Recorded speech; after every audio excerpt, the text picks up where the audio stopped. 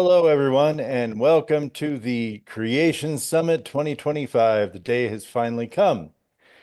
Just a little bit about this event and what we are trying to accomplish is this is all going to be scientific arguments from experts in their field, many of them very highly credentialed. We have PhDs, we have people who've been in their fields for decades, people who have contributed inventions, engineers.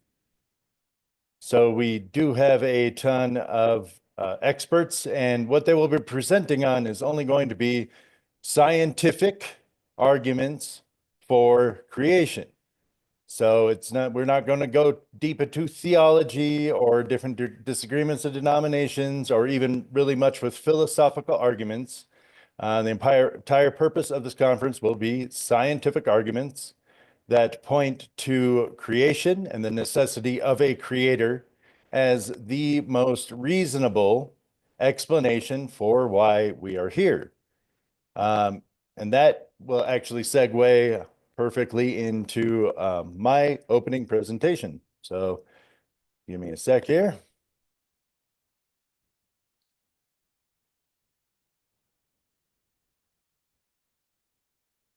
And here we go. So this is called the power of cumulative evidence. Now, the reason that I am presenting on this is I know that some of the arguments that people are going to have after seeing our different presenters make their presentation to make the points that they make, an argument might be, okay, so evolution is scientifically impossible, therefore God exists and Christianity is correct. Well, no, that's not the conclusion. That's not the type of case that we are trying to build. What we are trying to build is what we call a preponderance of evidence. Now, what is a preponderance of evidence? Well, in a court case, for example, the prosecution is going to provide evidence, as is the defense. So the prosecution might say, look, we found a fingerprint of the suspect in the victim's home. Well, is that enough to get a conviction?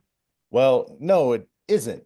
I mean, you're not going to conclude that just because this person's fingerprint was in the home of the victim, that they are guilty of the murder. Now, the fingerprint in the home can be a piece of evidence placing them at the scene of the crime, but more evidence is required in order to get a conviction. So if it was a fingerprint, and then you also have fingerprint on the weapon. You have a bloody shoe print, and it matches a shoe that you own that you found when you searched them. There can be text messages. You develop intent. Did they have a relationship? Did they have some sort of fight? Were there witnesses? So all of those things become what is called in a court of law a preponderance of evidence. My background is actually in criminal justice. So I have a associate's degree in criminal justice. I was a correctional officer, a sergeant of corrections at the Texas Department of Criminal Justice for 4 years. And I was also an atheist for 37 years. So what eventually did convince me is I do have an investigative mind, kind of a detective mindset because of that expertise. And I wasn't applying that type of reasoning to Christianity, to other areas of thinking. And what I will be presenting here, a lot of it does come from a book.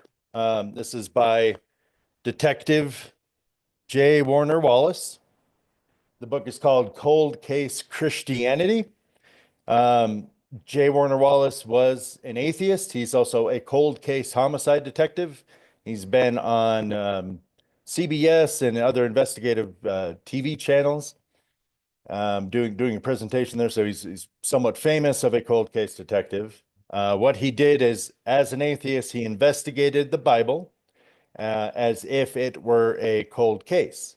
And these are some of the conclusions he came to for me, and just from my investigative mindset and background in criminal justice, I found the arguments to be very compelling. So I will be showing you that here. So what is cumulative evidence? So cumulative evidence refers to the collection of various pieces of information that, when considered together, they build a compelling case for a particular conclusion. In the context of challenging the mainstream naturalistic paradigm, this approach highlights that no single piece of evidence can be deemed a definitive smoking gun.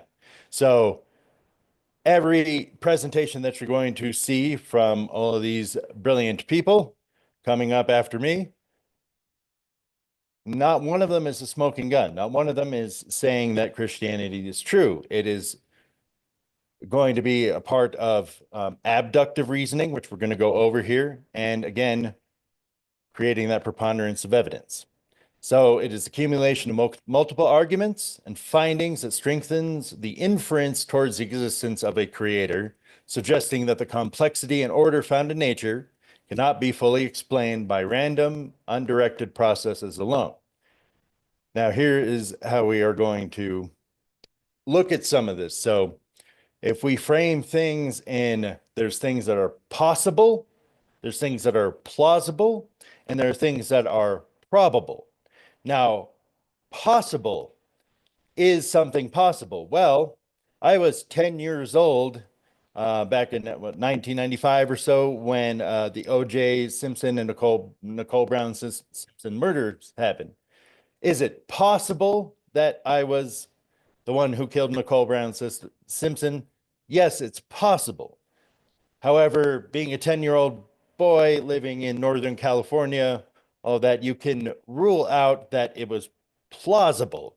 What plausible reason would I have had to do that at 10 years old? Now, plausibility means that there's evidence that points to it being a little more than possible, but maybe a little less than probable. So plausible describes explanations that are reasonable and fit within established principles, but they still might have competing interpretations. Finally, we have probable. Probable indicates the explanation is most strongly supported by the evidence, making it the most reasonable conclusion in a given context. For example, with a suspect, maybe they fit some of the evidence, but not all of the evidence. But if you have one suspect and all of the evidence is attached to them, then it is most probable that they are the they're the guilty party, right? That you can find them guilty. And so how is this going to apply to what we're looking at? Well, imagine for a second a crime scene. And we can all reason through this. It's very simple. Again, this is from Cold Case Christianity. So you walk into a room, you're a detective, you're trying to establish what happened here. So you're called, walk into the room, you find a dead man, and he's just laying face down. At this point, the only thing that you know is that somebody died. We don't know what the cause of death was just from this information given. We don't know if it was a natural death, an accidental death, a suicide, or a homicide. Now, imagine going in there and a priori ruling out that homicide could have even been possible. Well, why would you do that? You have to leave every option on the table and let the evidence lead where it might lead. So again, in this, you have a detective arrives at the crime scene, body laying face down, presenting an immediate need for analysis. Possible explanations include natural causes such as a heart attack, accidental death, or foul play, all of which can't be ruled out at this stage. Without any further details or evidence, we can't really determine yet the explanation that's most plausible. So let's look at a different situation where we have a little bit more evidence. So now, this time you walk in, there's a dead man laying face down in a pool of blood. Well, this probably rules out a death from natural causes. Now, maybe not entirely. Maybe they had a heart attack and fell down, split their head open or something, and that's why the blood is there. But most natural deaths are not going to have that. So we're starting to rule it out. Now, accidental death is still possible. They could have fallen down, had some sort of accident. Suicide is possible. They could have cut their wrist, something like that. That's why there's a pool of blood. And homicide is also on the table.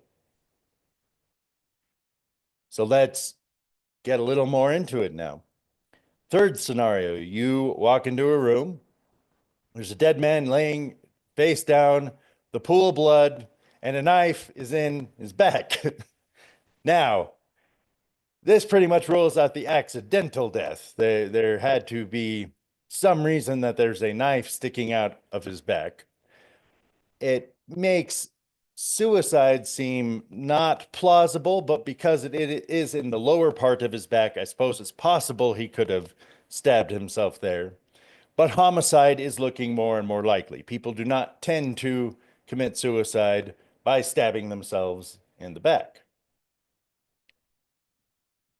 Now let's go to the final conclusion. This would be the final scenario where we have the most information.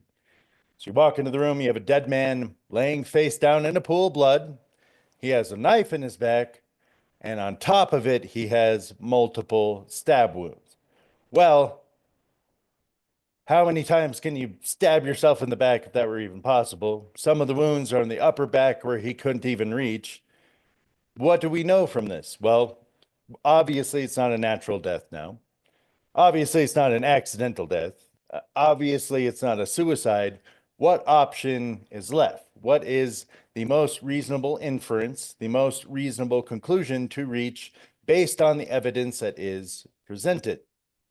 Obviously, this is a homicide. So now what is the detective going to be looking for? Well, now you're going to be looking for the perpetrator, the person who committed the murder. While you couldn't have concluded that on the very first scenario, as the pieces come into place, you can see that this is the most plausible scenario. Now, similarly, as the presenters are showing their different arguments, you're going to be seeing that, okay, we just crossed off evolution as an explanation. And oh, there we go, we just crossed off abiogenesis. And oh, look, we crossed off the Big Bang Theory, et cetera, et cetera. So we're starting just from the premise the dead body represents creation. We're here. Now, this is something that we know. Now, let's look at the evidence, which you're going to be seeing over the next couple of days, and see which conclusion is the most reasonable. People often say that Christianity, it's not a reasonable position. We're trying to show you otherwise, that it is in fact reasonable based on abductive reasoning. So what are some possible explanations for life's origins? So life could have emerged from undirected natural processes such as abiogenesis. There's various theories like spontaneous generation, which suggest life could have arisen by chance, or extraterrestrial life seeding Earth. It's a possibility. Remember, going back to possible, plausible, and probable. And that's seen in the panspermia theories. Now, there's also plausible and probable inferences. Given biological complexity, you'll see Dr. Aaron Shoulders presenting on that tomorrow. Natural processes alone, they seem inadequate to explain life. The fine-tuning of physical constants suggests purposeful design rather than randomness. The overwhelming evidence from multiple scientific disciplines point towards the involvement of an intelligent creator. For example, if you were to go for a walk on the beach and you saw written in the sand, "Harry loves Sally," are you going to assume that a crab crawled out of the ocean and just happened to crawl in that pattern that spelled it out? Or are you going to probably conclude that somebody named Harry and somebody named Sally might have written it in the sand? Complex information, specific information like that requires intelligence. So that's just one example of what we'll be going through. Now, ultimately, another purpose of this conference is if God does exist, and maybe you're convinced of that now, maybe you're not convinced of that now. And I'm hoping you tune in. I'm hoping you approach this from the reasoning standard, using abductive reasoning, looking for the most reasonable conclusions based on the evidence that's presented. If you do come to believe that there is a God, Well, here's an important question. Are you 100% certain that when you die, you are going to heaven? Now, if God exists, again, this is a possibility. This is a plausibility. What would you need to know in order to go to heaven? Well, the Bible says first thing you would have to do is realize that if you realize that God exists, realize that God loves you. So John 3:16 reads, "For God so loved the world that he gave his only begotten Son, and whosoever believeth in him should not perish, but have everlasting life." Now, what would prevent us from having everlasting life? The second thing you would have to do is realize that everybody is a sinner. So Romans 3:23 reads, "For all have sinned and come short of the glory of God." Everybody has sinned. Now, how do you know this? Well, have you ever told a lie? Have you ever stolen anything? Have you ever lusted after somebody in your heart?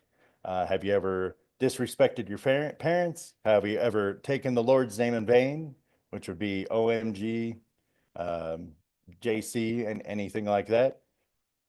Everybody's done something like that, and if you're being honest with yourself, you would know uh, that you have indeed sinned. Now, what is it that happens with sin? What is sin and what is death? Well, according to the Bible, Romans 6:23, the wages of sin is death, but the gift of God is eternal life through Jesus Christ our Lord. Now, what are wages? Wages is what is due to you. So when you sin, there is a punishment that is due to you, similar to if you were to break the law in this country. Say you robbed a bank or stole something or committed a murder or fraud or anything like that. You're going to have to stand before a judge. If that judge finds you guilty, he is going to make a sentence. In the case of sin, in the case of our souls, the wages of sin is death. That is the punishment that is due to us. But the gift of God is eternal life through Jesus Christ our Lord. Now, Jesus Christ, and this is the gospel, he died for our sins, he was buried, and he resurrected again on the third day. So if you believe in the death, burial, and resurrection of Christ, he took our place. Okay, he took our place. He took the punishment upon himself for us. And it's similar to, let's say the judge does find you guilty. Well, what can you say at that point? I'm sorry. Okay. Yeah. The judge is still going to sentence you, right? Now, the only way that the judge would be able to let you go is if somebody else came and they said they paid your fine for you. Okay, you have this stack of speeding tickets here, and very serious. If you can't pay it, you're going to jail. Well, somebody else paid it for you. The judge can still be just and let you go because the penalty for you was paid and he's allowed to let you go. In the same way, believing and receiving Jesus Christ does that. And Romans 5:8, we have, "But God commendeth his love towards us, and that while we were yet sinners, Christ died for us." So while we were sinners, Christ died for us. So if by the end of this you are convinced you would like to know how to know for sure that you can go to heaven, you can investigate these claims as well. I'd even recommend that book I mentioned, the Cold Case Christianity. It actually has quite a few evidences for the actual resurrection of Christ, that it was an actual historical event. And if that time comes to you, then what you would do, Romans 10:9. So how do you get saved? That if thou shalt confess with thy mouth the Lord Jesus, and shalt believe in thine heart that God hath raised him from the dead, thou shalt be saved. If you haven't made that decision today, it was a decision I made 3 years ago from 37 years as an atheist, completely changed my life. That's why I'm even here now. Learned so much, I've grown so much, I have so much peace, so much knowledge. I've gotten just complete change of things that attracted me. I used to be really into uh heavy metal and horror movies and all that, and God just he took that away from me. When I received Jesus, that changed my heart. Um, so I do encourage any of you go through those verses that I mentioned, and again, let's look at everything that everybody is presenting.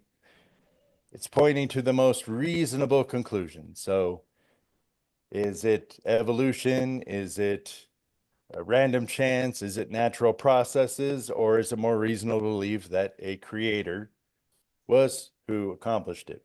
So, thank you all very much. That is the end here of my presentation. And if we want to have a discussion or anybody has any questions.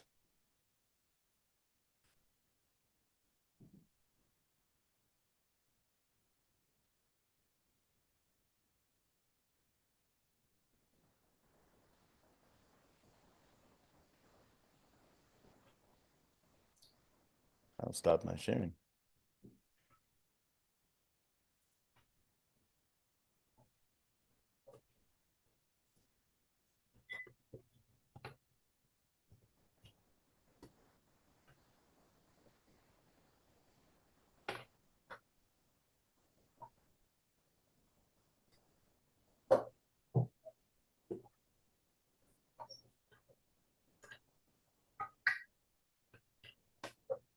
I guess I have a question, and the question might be, how much evidence is needed to have an absolute proof that something is true or not? That's that's a great question. I would say that's a great question to ask somebody that you are presenting this information to. A lot of times, as an atheist, I'd say, well, there's no evidence, right? And the good question is, well, what would you accept as evidence? Would you mean forensic evidence? Do you mean historical evidence? Do you mean archaeological evidence? Do you mean scientific evidence? Do you mean philosophical evidence? And you have to see kind of what they might find convincing. Another great question to ask them is, if Christianity were true, would you become a Christian? Well, if they say yes, then you might be able to convince them with some of the evidence and the arguments. If they say no to that, well, why wouldn't you believe something that's true? They have a different issue. It's probably more of a heart issue, probably something more emotional. There's attachment reasons, or maybe they've been hurt or something by Christianity in the past. You can search for those reasons, find out what is going on. But yeah, I mean, I'd say just be beyond a reasonable doubt. So ruling out a lot of the other options. If you rule out evolution, you rule out the Big Bang Theory, you rule out abiogenesis. All these things will be covered during this time. You look at the fruits of it. So I'd say it's dependent on the person on what can constitute a preponderance of evidence. It can go as far as it needs to, but the standard is beyond a reasonable doubt.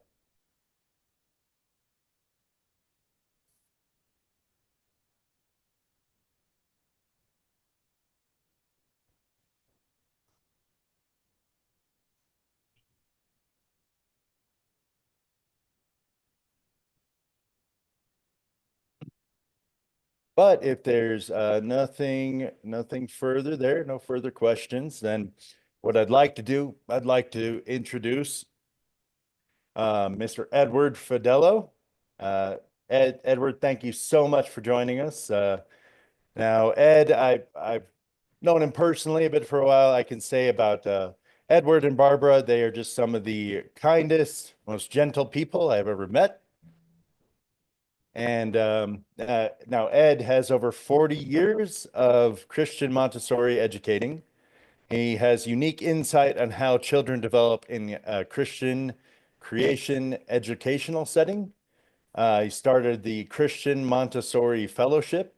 He and his wife, Barbara, started a Christian Montessori school in 1972 in Dallas. And they're some of the actual pioneers of Christian Montessori in America. And they're set about finding other Christians who are also involved in Montessori. So they actually teach creation, they teach theology, they teach, it's a Christian school, but from a Montessori perspective. And Edward, you can tell us a lot more about that, but I really look forward to hearing from you. How are you doing? We're fine, just wonderful. I talked to my friends in the States and let's see, it was -3 in Pennsylvania, -15 in Montana. It's only 84 here in El Salvador, so I just thank the Lord for all of the good stuff. So the reality of creation is if you consider it truth, then you share it at the level that somebody can receive it.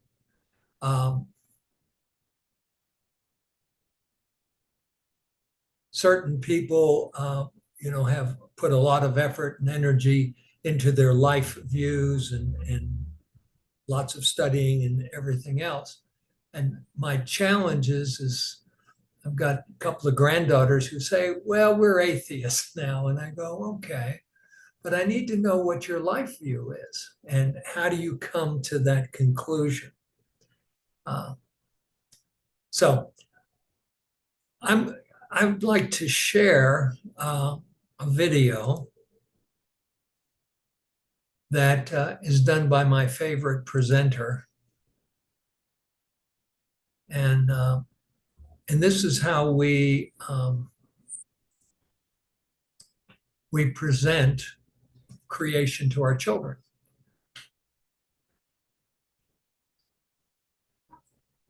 See if we get this to roll. There we go.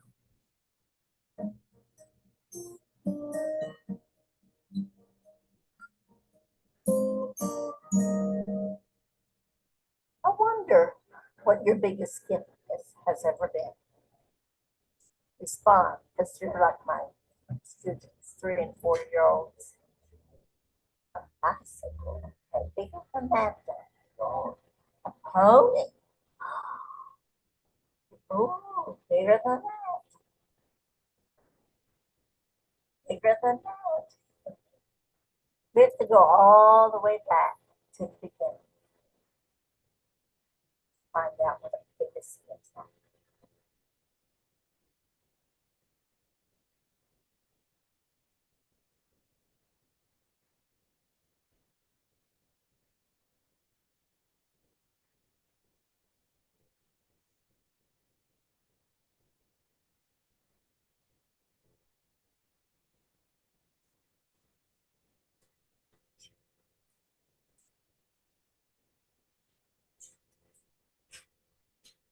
In the beginning, there was nothing except maybe God's big smile. On the first day,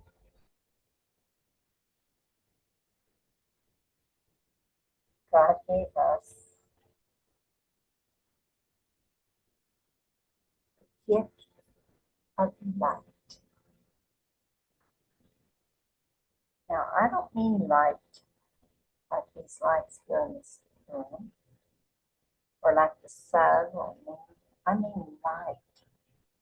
What makes light light?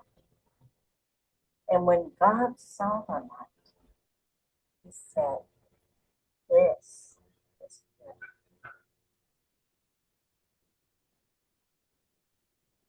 On the second day, God gave us the gift of water.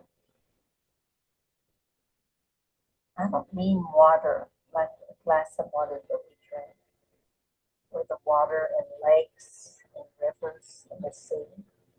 I mean water. What makes water water?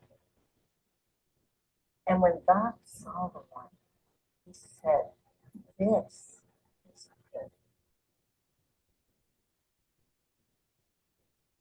On the third day, God gave us the gift of the land and the green and growing things.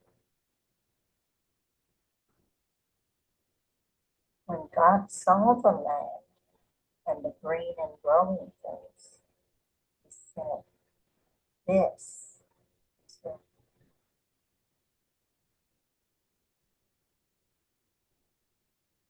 On the fourth day, God gave us the great lights, the sun, like the day, the moon, and the stars, like the moon. And when God saw the sun and the moon and the stars, he said, this is good. On the fifth day, God gave us the gift of the birds of the air and the fish of the sea. And when God saw the birds of the air, the fish, he said, this.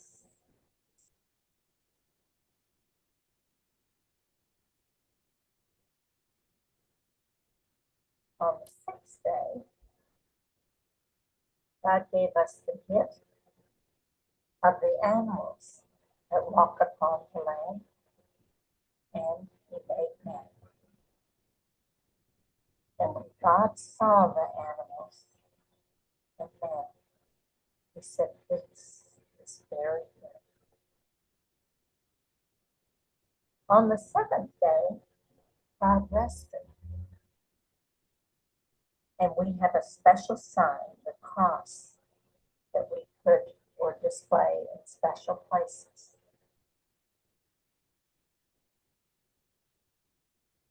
God made the light. God made the light. By the word of his mouth, God made the light. God made the water.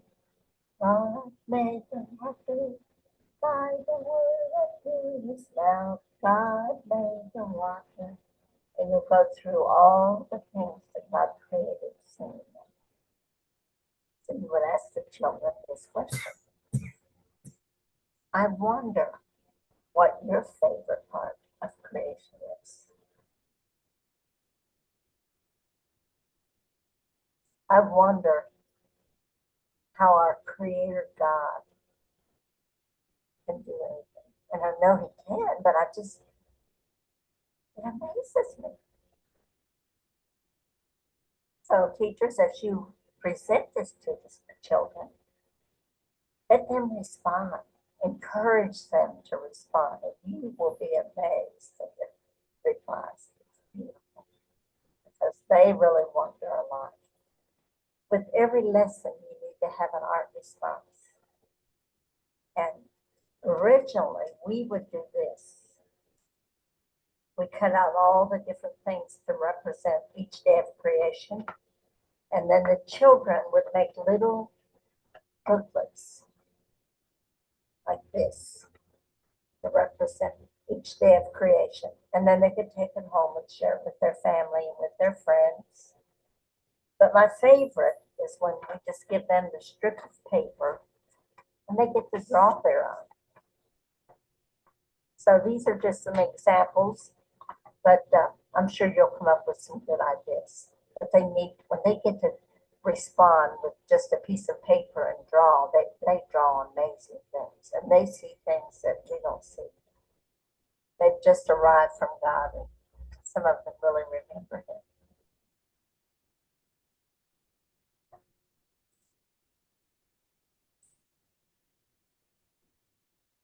This is a very simple presentation.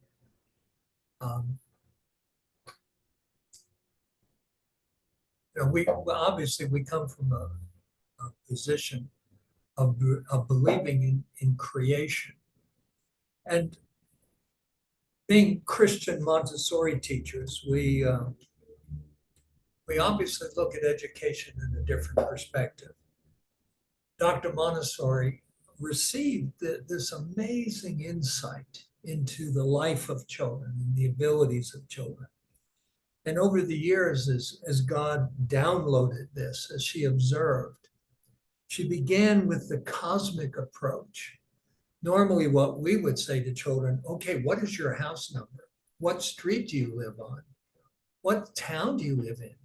What state are you in? What country are you in? What continent? But in Montessori, we start from the global, we start from the world, the cosmos, come down to the planet Earth, come down to our continent, come down to our country, come down to our city.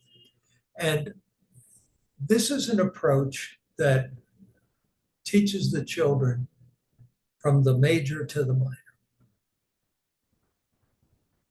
The interesting aspect of looking at what Dr. Montessori was inspired with was her understanding of what the child's role was in education. Most of us in education, or most people in education, think children are a blank slate and we are to fill them up. William Butler Yeats, the poet, wrote, they are not a bucket to be filled, but a fire to be lit. And so what we are doing within this construction, this is the beautiful part of what Montessori gives to the children, to the adults who work with him. The guide, that's what a teacher is called in Montessori, is an observer, preparing the way for the child, preparing materials, being ready to answer questions. At the end of the presentation on creation, you begin to ask the wonder questions. This is something traditional education doesn't ask. They give you the facts and you're supposed to remember them. But in Montessori, it's the wonder. I wonder how God did that. I wonder where it came from. And so their curiosity is a major part of their education. There's a saying that any child who survives school and is still an artist has made a major accomplishment, because school is bent on information instead of thinking and the process. The child is creating themselves. That's something that educators forget, maybe don't even know. The child is creating themselves. Now, they're creating themselves from the material that God created in them.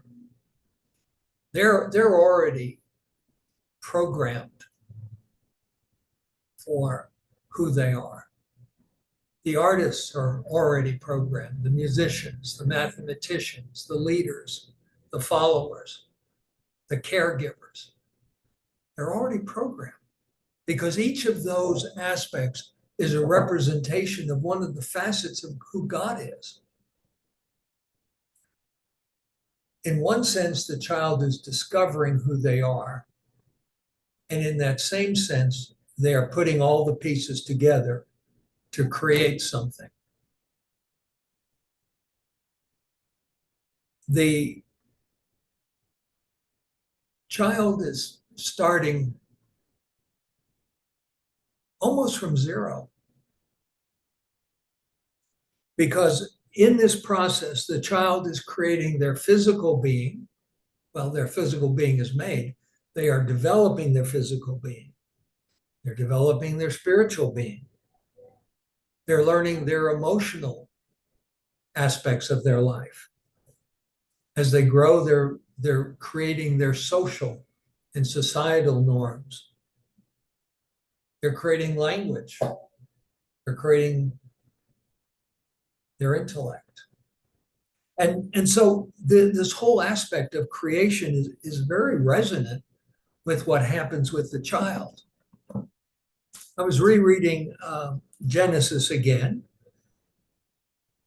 and God spoke creation into being. God spoke the world, the universe. He spoke the seas. And the scripture says, and the seas brought forth the creatures of the sea. And it says, from the land brought forth the animals.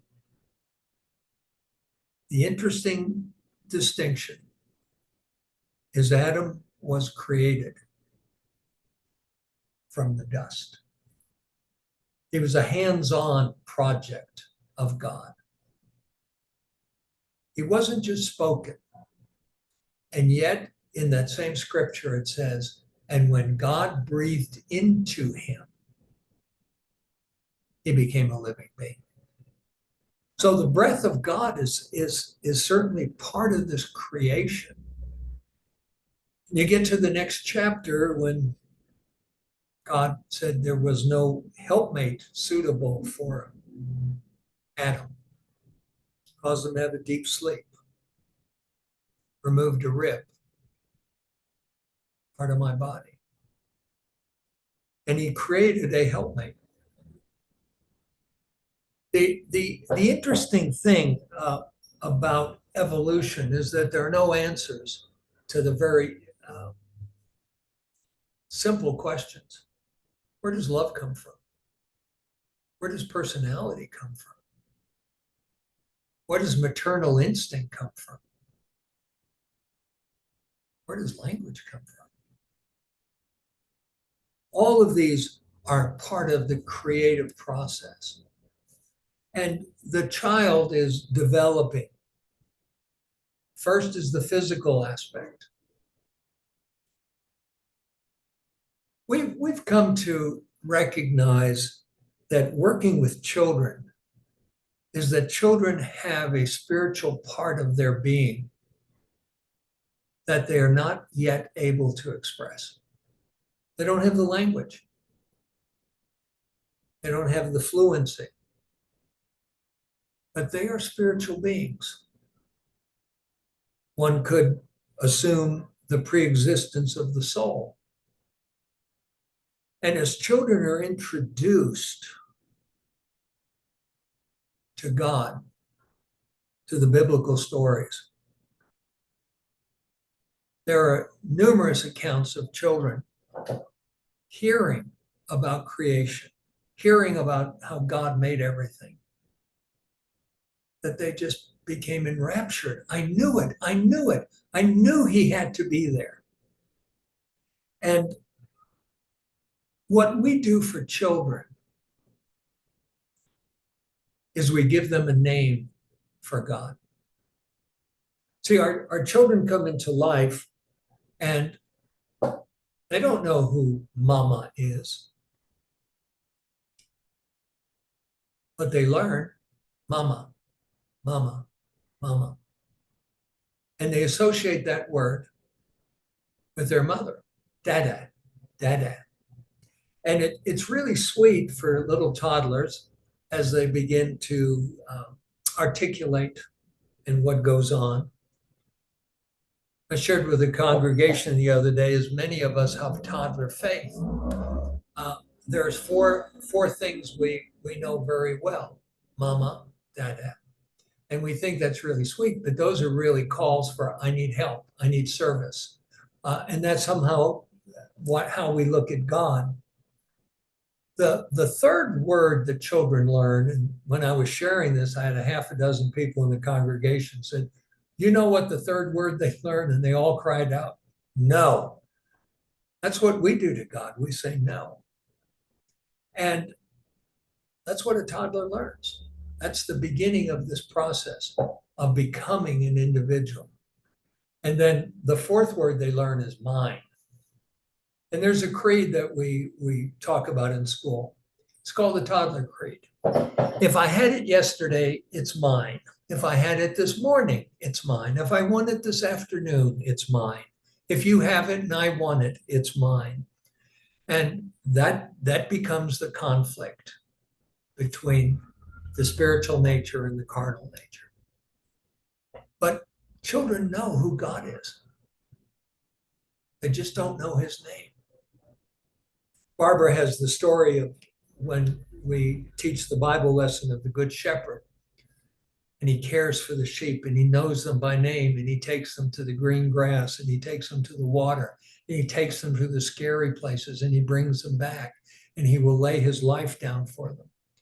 In telling the story, you never say who the Good Shepherd is, because you are trusting the Spirit of God to deal with children.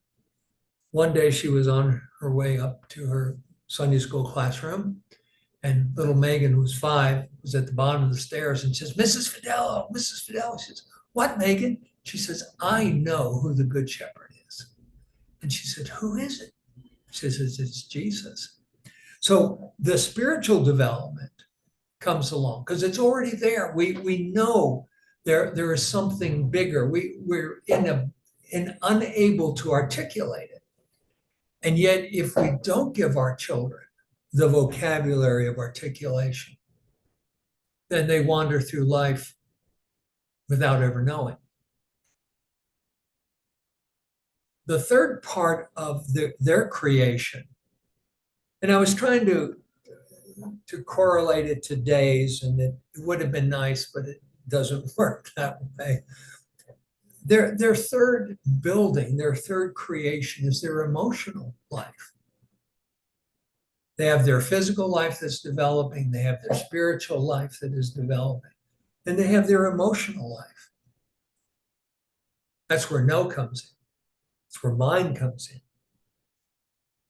And then they are learning all the emotions of life. They learn fear.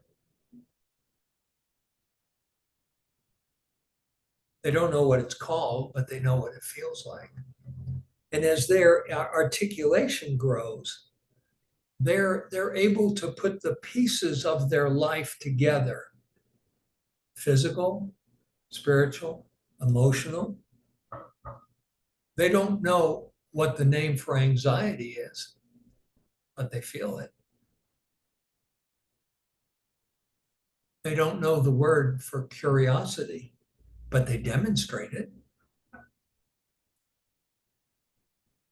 They don't know what the word for wonder is, but every time the light switch goes on, it's amazing to watch a toddler, and you take them over to the light switch and let them just turn it on and off. It's magic. It's wonder. You know, we live in a world right now, we're on a Zoom wonder. We're on a computer wonder. We're on medical wonders. We're on amazing wonders of food and health and all kinds of things. And so these are part of the creation of the child. Who is the child creating? The adult. Wordsworth, the poet, says the child is father of the man. And again, what happens in childhood? Those first 6 years have been noted as being tremendously important.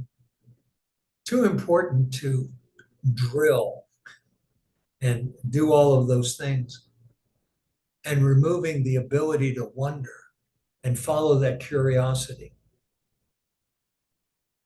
They also learn the emotions of shame, guilt, sadness, insecurity, rejection.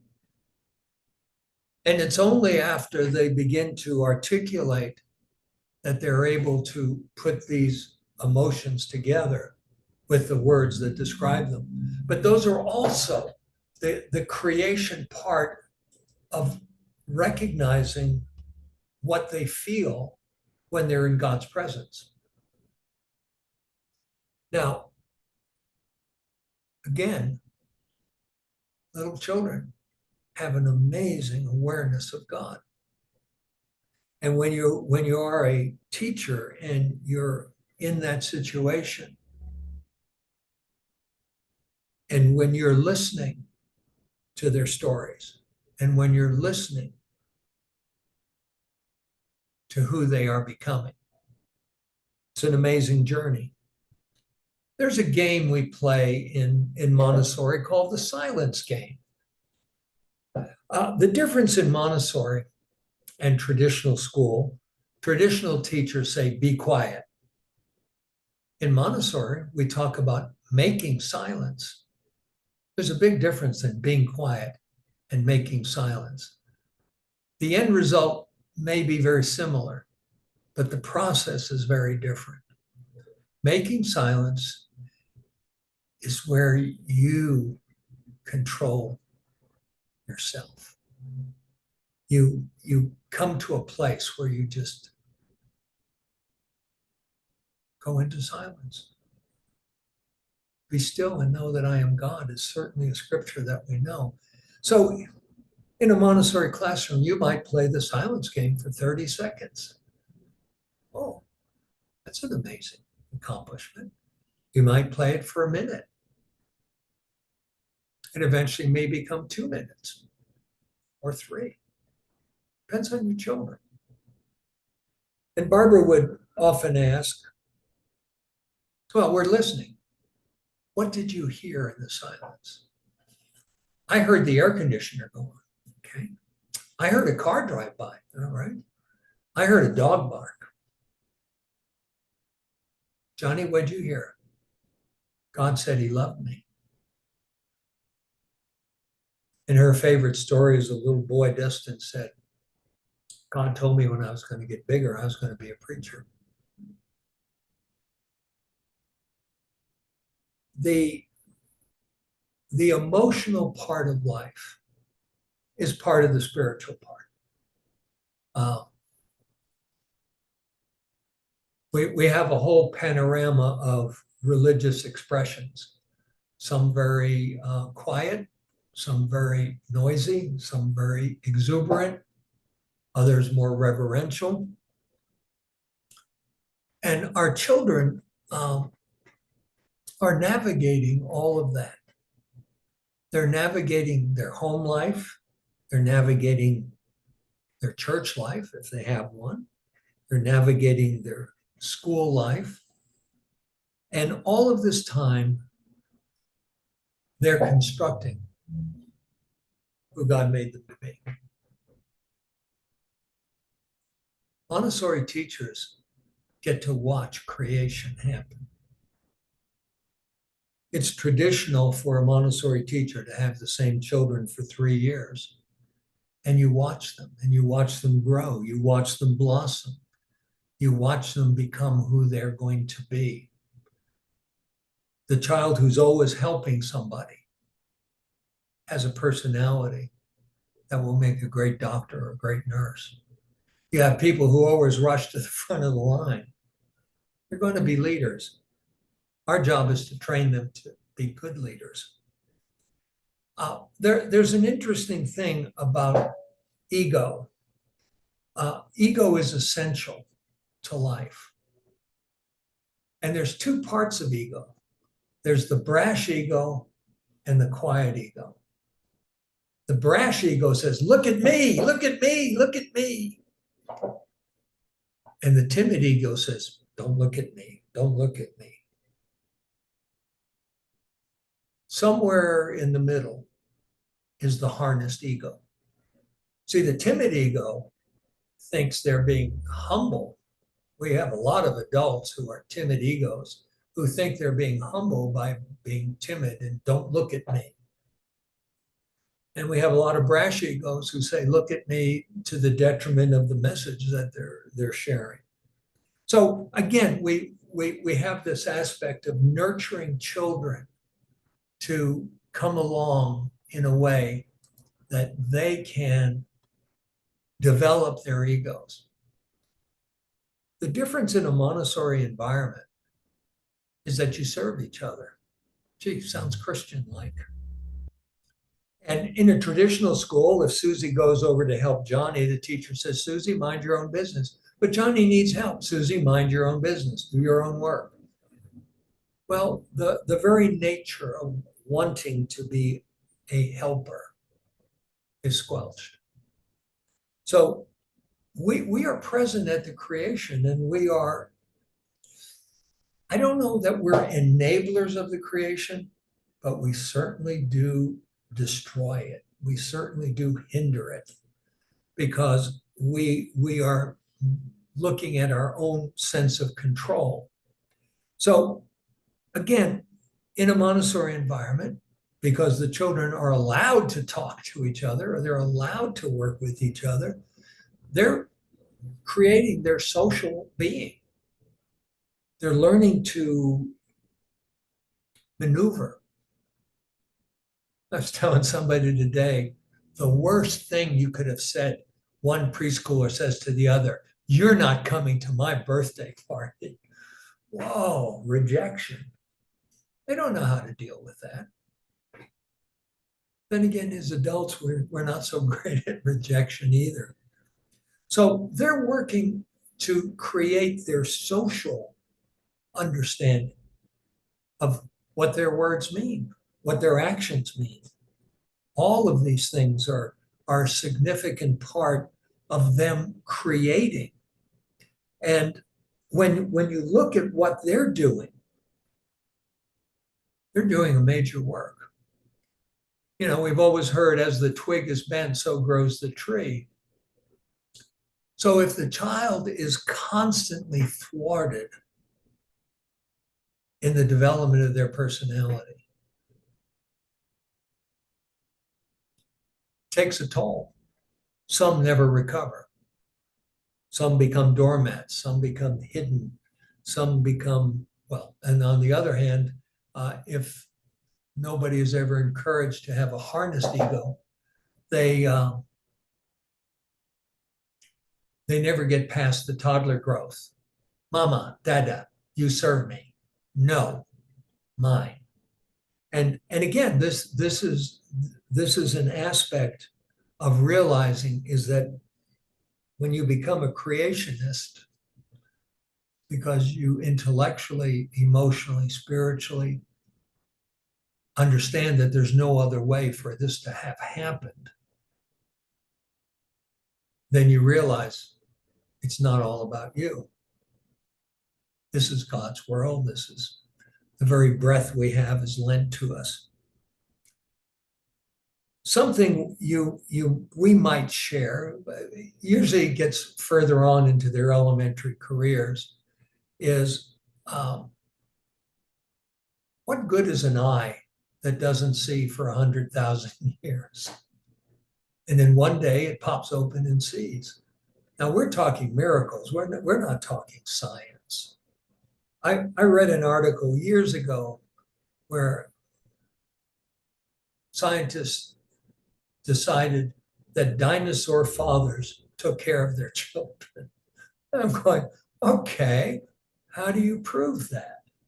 And again, there are so many questions. Now, our children have questions, and that's what you ask. That's what you help them answer. What do you think? How does it come about? How do you think God made things? Well, the scripture talks about God spoke. But when it came down to us, we're handmade. And our children are basically handmade, except they're made by our words. They're made by our attitudes. They're made by our actions. I'm thinking of writing an article about whatever happened to love, starting in the 60s with Woodstock, where free love became everything. And our whole society has gone 50, 60 years. And now we don't love our country. People don't get married. People don't want children. Love is an amazing an amazing thing that cannot be answered by evolution, because survival of the fittest and self-preservation doesn't explain mother love, and the fierce protections doesn't explain all of those aspects that are real.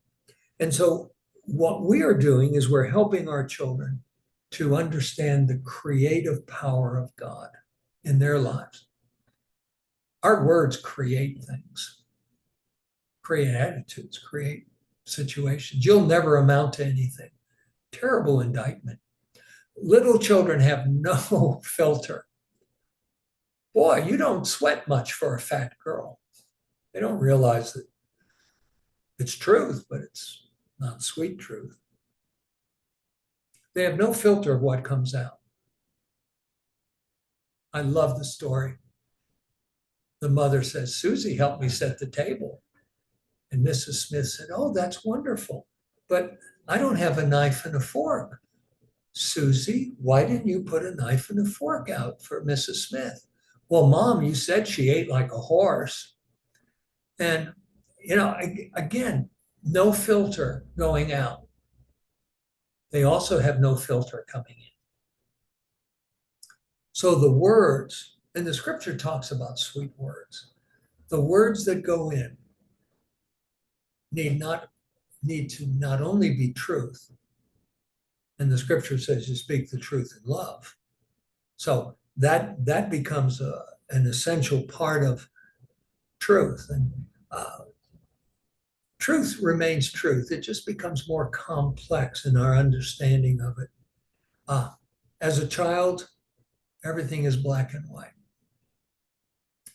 And if you say I'll never amount to anything, then that's a condemnation and a sentence I live with. I've been pondering this aspect of love, and this is an important part that we nurture our teachers with. Love is an amazing aspect. Love has three parts. It starts with emotion. Oh, I feel it. Goes into words. I love you. Then it goes into actions. Often the emotions come first. Words come second. The actions come third. A lot of marriages would be saved if people understood that love is all about actions, not just words, not just emotions. And this is part of what we're nurturing our children with. So you're creating an environment of creation.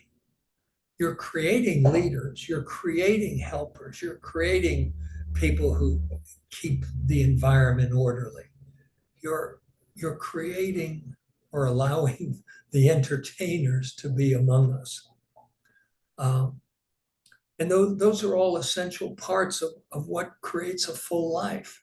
And for all of us to be able to understand other people. If you're not a leader, can you understand a leader? And if you're not a servant type, my wife is the quintessential golden retriever. She's the one who is a server, who is, are you okay? If I ask you if you had lunch and you said yes, that's the end of the conversation.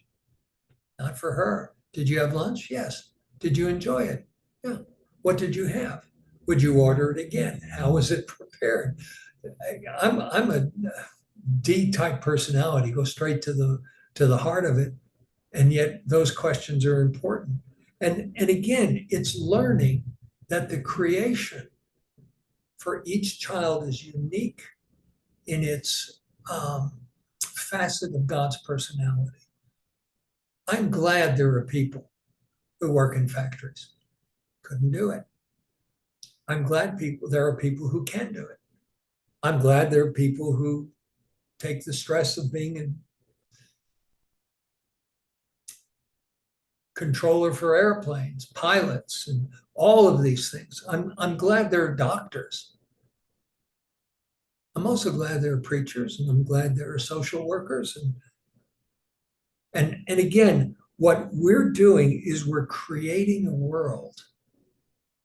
Yes, the whole creation is there, but we're creating a world within a Montessori environment that is replicated over and over again as the children grow, as their influence begins to establish in their peer groups, in their relationships, in their marriages, in their families, in their churches, in their work. So creation is a fantastic aspect, and it didn't just happen in Genesis. It happens every day within the structure of what we're doing. And then the children are creating their intellect. They're putting the language together. It's very much a computer, the mind, is you have all these random things coming at you, and you begin to sort them out. You begin to place them in such a way that they make sense. And a lot of things don't make sense to a 3-year-old or a 4-year-old or to a 10-year-old. But as we mature, we realize the value of the orderliness of our thinking. And I think, as was said, or has been said many times, I don't have enough faith to be an atheist. It requires too many leaps of faith. It requires too much belief in that which cannot be ascertained. It's interesting that Paul writes faith, hope, and charity, faith, hope, and love. But the greatest of these is love. When we get to heaven, we will no longer need faith. We will no longer need hope, but we will have love. And so we're helping children to understand that love is serving. They love to serve. People don't like them to serve because, they may drop the plate, or they may bump into something, or they may burn themselves, or they may any number of things. They want to serve. And that's a hallmark of the Creator God. All of us learn to serve. Some of us have that as our ministry, as our gift, as our personality. We all serve. Leaders serve. My wife has finally come after, we just celebrated 57 years on Valentine's Day. And this last year, she finally said, it's okay for you to be funny. I said, thanks. She says, the doctor says we have clean bills of health. And she says, when I read the scripture, it says, laughter is like a medicine, and you make me laugh all the time. And it's healthy. Children laugh. Adults laugh so seldom, but children laugh dozens and dozens of times a day. And so we're creating this balance. We're creating this whole life where they are developing intellectually. They're able to define what they're feeling. They're able to manage their social life. They're creating. It's all creation. They're learning to control their emotions. It's a good thing to know. If you can do that as a child, you have a better chance of having had long experience as an adult. They're developing their spiritual life, their ears, their eyes, their sense. And so, again, creation didn't just happen in Genesis. It happens in the womb as well. And it's an interesting part is my evolutionist friends have no idea about sex. They can't. Because the man is one species and the woman is another. They're just not the same. And What happens if one develops and the other doesn't? What happens if the sex organs aren't compatible 1 million years ago?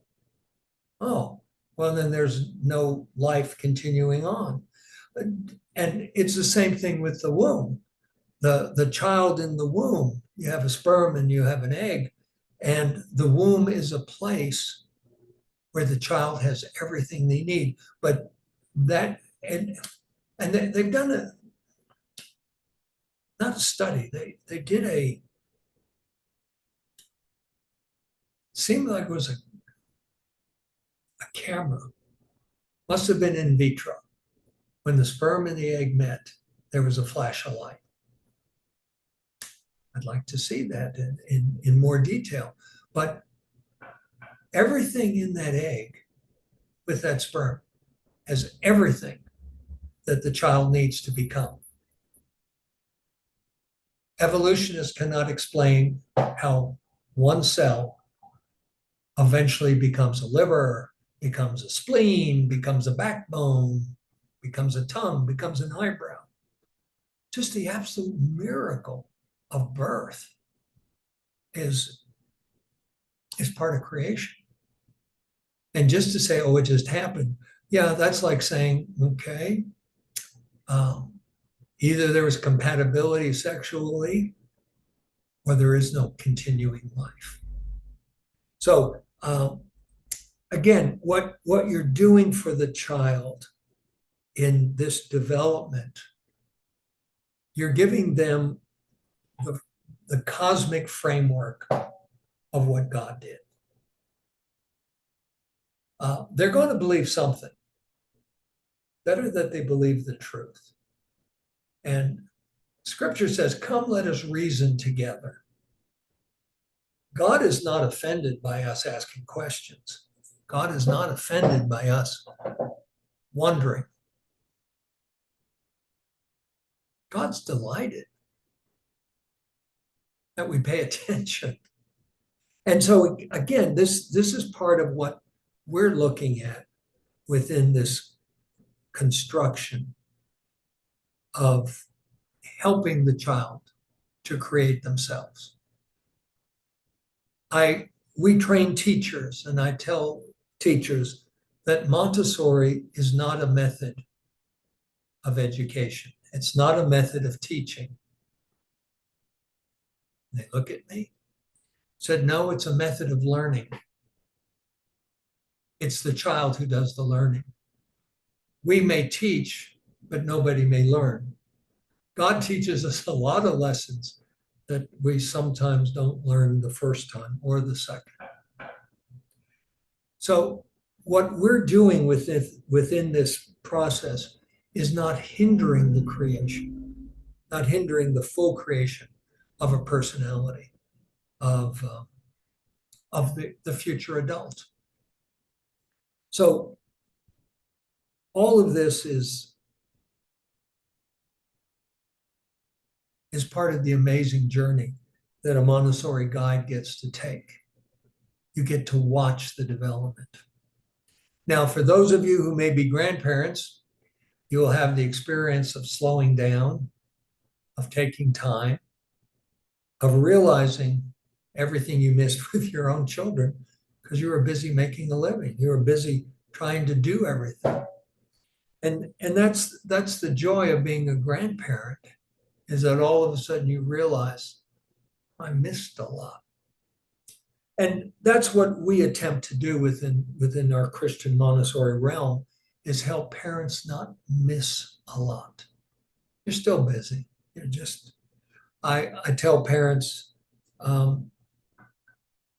you can clean their room in 5 minutes and take them a half an hour. You know, anything that they do by themselves takes a lot more time. So as adults, we have to learn, I need to start earlier. If I'm wanting them to do something, if I want them to help me, if I want them to put their own shoes on, and we teach children how to tie shoes. Well, we're in El Salvador, and even though we teach them how to tie shoes, the reality is most children wear sandals, flip-flops, Crocs, or tennis shoes without laces. So it's one of those things that is culturally, part of that. And we don't teach children how to polish shoes here in El Salvador, because when Dr. Montessori was doing this in 1907, everybody wore leather shoes and you polished them because that's how you protected the leather. So again, our creation aspect goes beyond just Genesis. It's a continuing process. We are recreating the world, everything. There's nothing new. Oh, but computers, yeah, but it built on what came before, and it built on the inspiration that God gave. So my evolutionist friends really have no answer for personality, love, inspiration. They all want to say it's chemical, okay? But it's not a satisfactory answer. When you have 3-year-olds who dance around and 4-year-olds who say, I knew it, I knew it, I knew there had to be a God, then you realize that you're onto something and that they already know. So again, we're witnesses of the creation. And when somebody gets saved, when somebody's life comes to God and they become a new creature, we're watching creation, a new creation. We're watching the change. And so it's a delightful part of our life if we have the foundation of knowing that there is a creator. Now, you don't have to believe there's one. You don't have to believe you owe him any allegiance. You don't have to believe anything. But to deny that there is design is to not look at springtime and harvest. There's a design. There's a design to everything.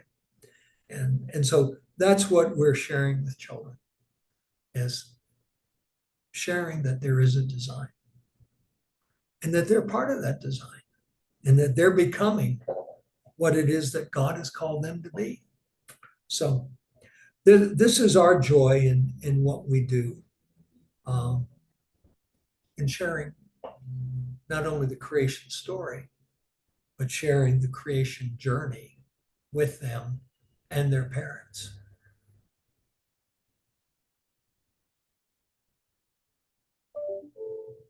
So that leaves us any questions that there might be. Why is the sky blue? Why is grass green? Scientists can get to answer those. But I love the Proverbs, which says, 4 mysteries too great for me. The way of a man with a maid. Just good old love. And so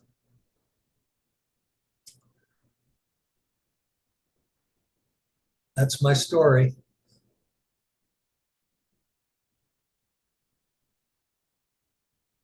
I'll ask a question. What is the origin of the Montessori system, and how is it developed along the years since its origin, and how is it different from the traditional school system? Dr. Montessori was the first lady physician in Italy. She had to go through the barriers of doing her cadavers at night when there were no men involved. She worked with children with special needs.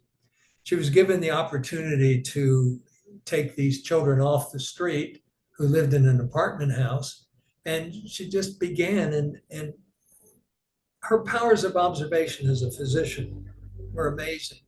And as she saw things, God really illuminated those things to her. And she created a system. And she says, there's no method. It's just the child. You watch the child and see what they need to do. And so it's been going for 118 years. My friends in the secular world have 8% of the Montessori schools that I've found do some kind of Christian spiritual formation. You can do Montessori but you miss a major tenet of its spiritual growth. The difference between Montessori and traditional school is traditional school has a curriculum. Tuesday will be on page 10, Wednesday will be on page 12, Thursday will be on page 14. What do you do with the bright child who's already on page 30? What do you do with the child who's on page 3? Montessori allows you to individualize, which is an amazing process because each of us learn differently. I had 2 fourth graders. One struggled to write, the other struggled with math, and both could do it when they were given time. So the difference is that the child becomes the clock. School says time is the standard and learning is the variable. You have an hour, take a test, you get a 70, you get a 90, you get a 50, we move on. In Montessori, time is the variable and learning is the standard. You move on when you've mastered it. You're not looking for perfection, you're looking for mastery, you're looking for excellence. Very difficult for traditional teachers who are used to command and control to become Montessorians. I chuckle that God put me into Montessori. I'm an authoritarian disciplinarian. I went to military school. I was battalion commander. I said jump and they jumped and everything else. And God puts me into Montessori where I have to learn to be gentle. It's also helped in marriage to be gentle too. So it's an amazing journey. And there are people who find it and who love it and who realize, well, like I did, we created a school that I wanted to go to. We had horses and chickens and gardens and greenhouses all in the middle of Dallas. And my wife said, "You're from New York City. What do you know about horses?" I said, "Nothing, but they're good for my children." So you create the kind of environment. And so it's a creation environment. I'm creating an environment. And a lot of that environment is created within the child. Because life is not fair, life is difficult, life is challenging. You create that environment in the child. You don't create it, you help them create it. So Doug, we can train you to be a Montessori teacher. It's a great life.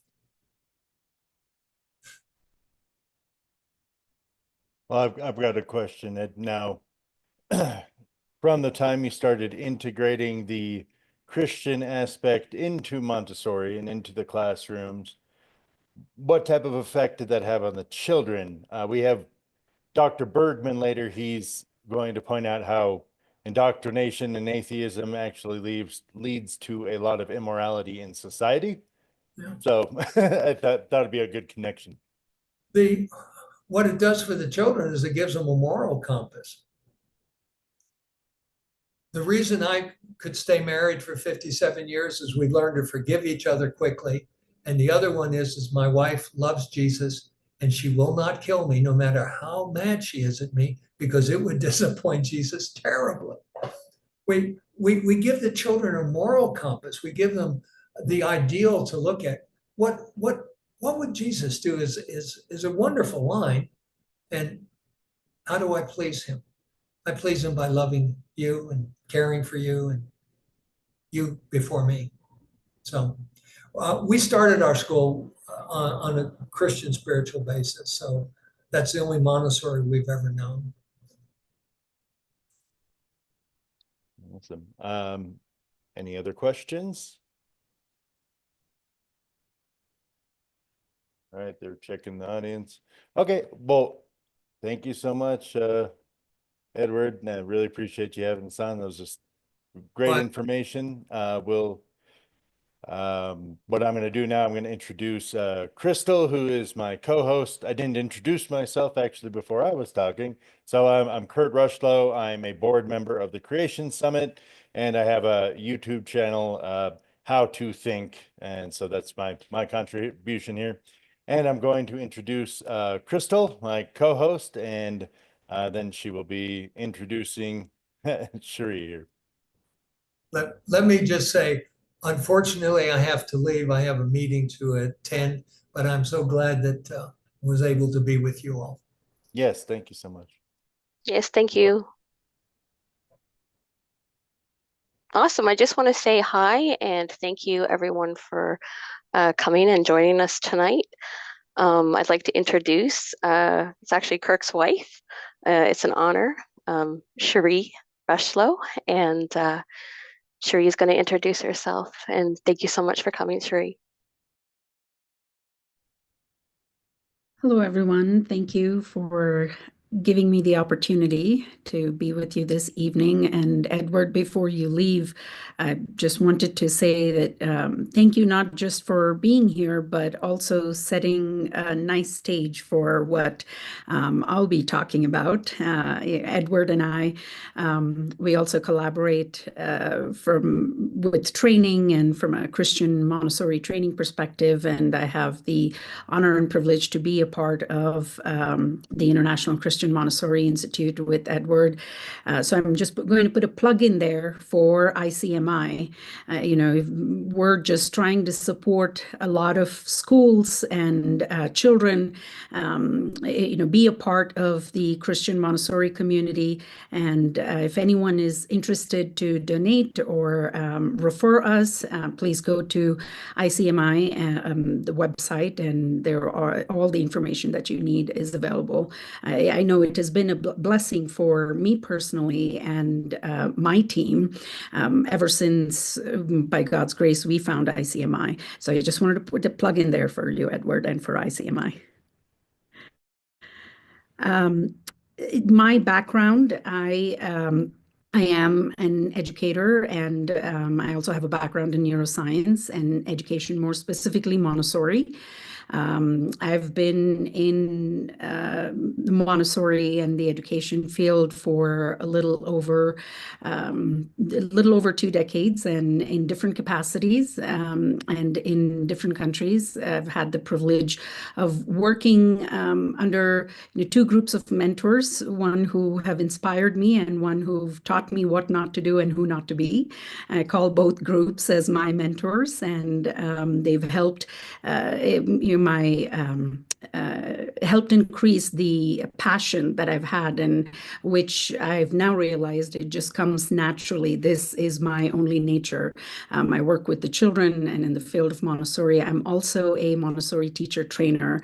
That gives me the honor to work with adults and be able to prepare them to go and work with these very young minds in their formative years, and be able to give them the truth and the knowledge, which unfortunately in today's world is covered up with a lot of lies. And I just take privilege in working with those adults to be able to give them the truth of this work and what it means to work with the children. And it's a duty and service. In fact, Dr. Montessori called the guides or the educators who work with children as being servants to these children, and as a duty, and having faith in the child. And today I want to talk about from a child's perspective. My presentation is titled, Who Am I? And a lot of what I will be talking about is taken or drawn as an inspiration from the book, Who Am I?, which is written by Thomas Fretwell.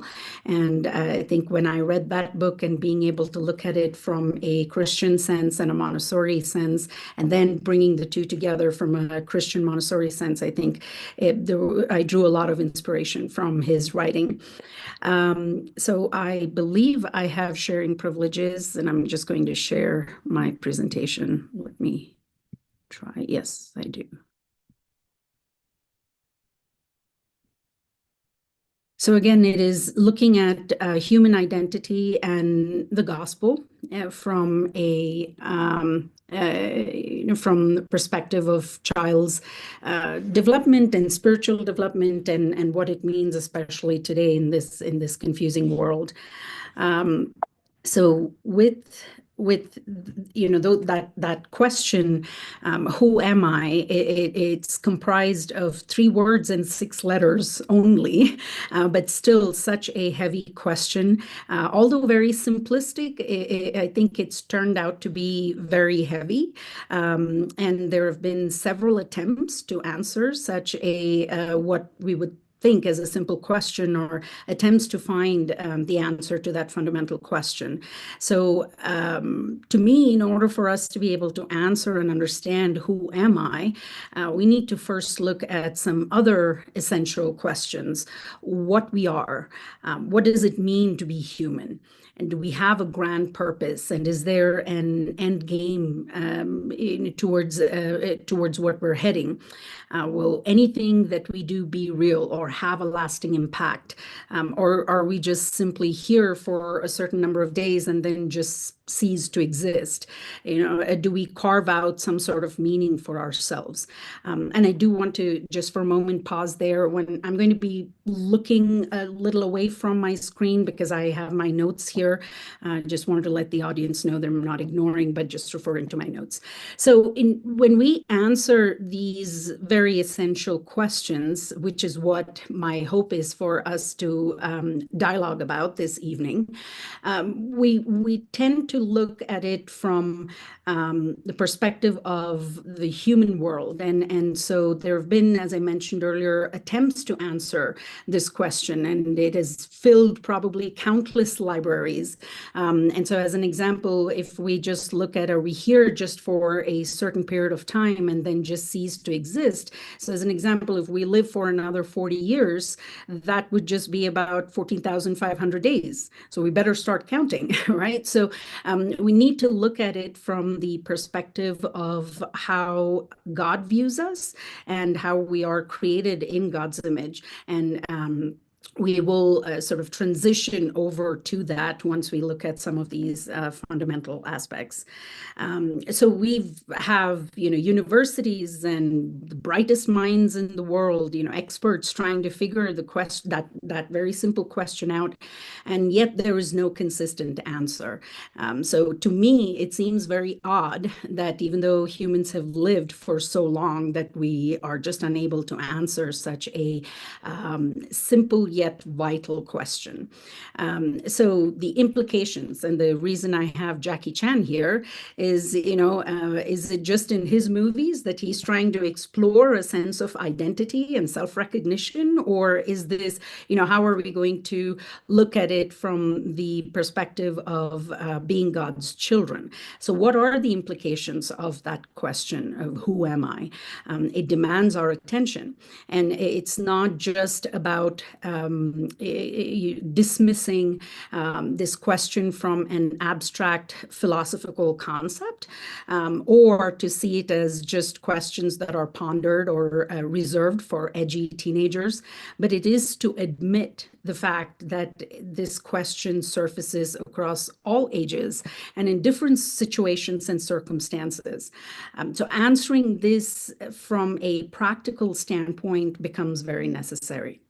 And so when we look at it from our daily life basis, we navigate, daily routines by having to make decisions and by having to figure out from broad categories like having personal relationships, ethics, moral, justice, politics, religion, deciding between right and wrong, things like, should I forgive the person who has wronged me? Should I support this war? Which political party should I support? Or what should I watch on Netflix or Amazon Prime? Right? I mean, all of these are categories, and we experience this. In fact, in Montessori, we have an area called the practical life, and practical life has activities that we encounter on a daily basis. All of us have experienced practical life today before attending this conference, and it means from washing our hands to, tying a, bow or a lace, or you buttoning your shirt, zipping your jacket. These are, or how do you hold a pitcher or a tumbler to drink water?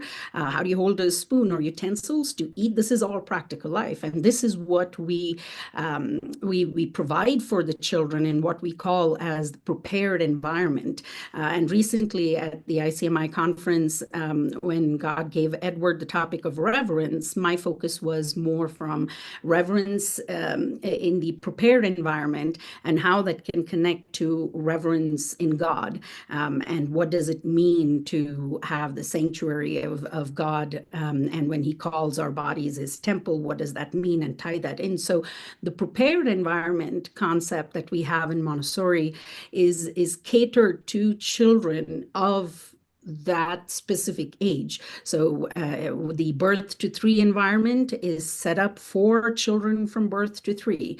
The 3 to 6 environment is set up for that age group, and elementary and middle school, so on. And we do have a mixed age group a practice in Montessori. And the reasoning is that the younger children are able to observe and learn from their older peers, and older children have that mentoring and leadership opportunities with their younger counterparts. So when we navigate through those questions, these are things that we encounter on a daily and regular basis. So then we come to, is there meaning to life? So as I was pondering on this topic, I realized that in order for us to understand if there is meaning to life, we must first address 3 foundational principles. And what is the meaning of life? What is the value of life? And what is the purpose in life? What purpose are we living? And so that also has been a debate for a very long time, even for centuries, in our culture. And the sharpest divide, I think, has just been between the acceptance, existence of God, or the rejection of God. So as polarized these 2 sides can be, there is no denying the question that, we're being raised in a different culture, and we're being raised by many different people, and influenced by many different people in our world, in our society. I was doing some research on the internet in preparation for this topic. And there's an internet search engine called Ask Jeeves. So Ask Jeeves actually compiled a list of what they called as the 10 most unanswerable questions. And interestingly, and it was based on about 1.1 billion queries that were made by people. Interestingly, yet fascinatingly, the number 1 ranked question was, what is the meaning of life? And the second ranked question was, is there God? So clearly people are trying to find meaning. They're looking for hope. They're looking for a purpose. And there is just, as humans, a natural propensity to seek this meaning. We are constantly searching for that meaning in life. Does it exist in a transcendent, outside being, or is it within ourselves?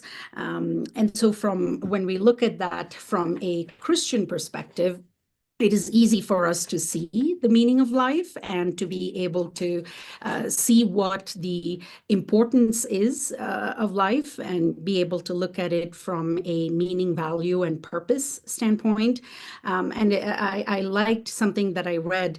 It was a very simple summary, which was found in the Westminster Shorter Catechism book. And it said, the question was, what is the chief end of man?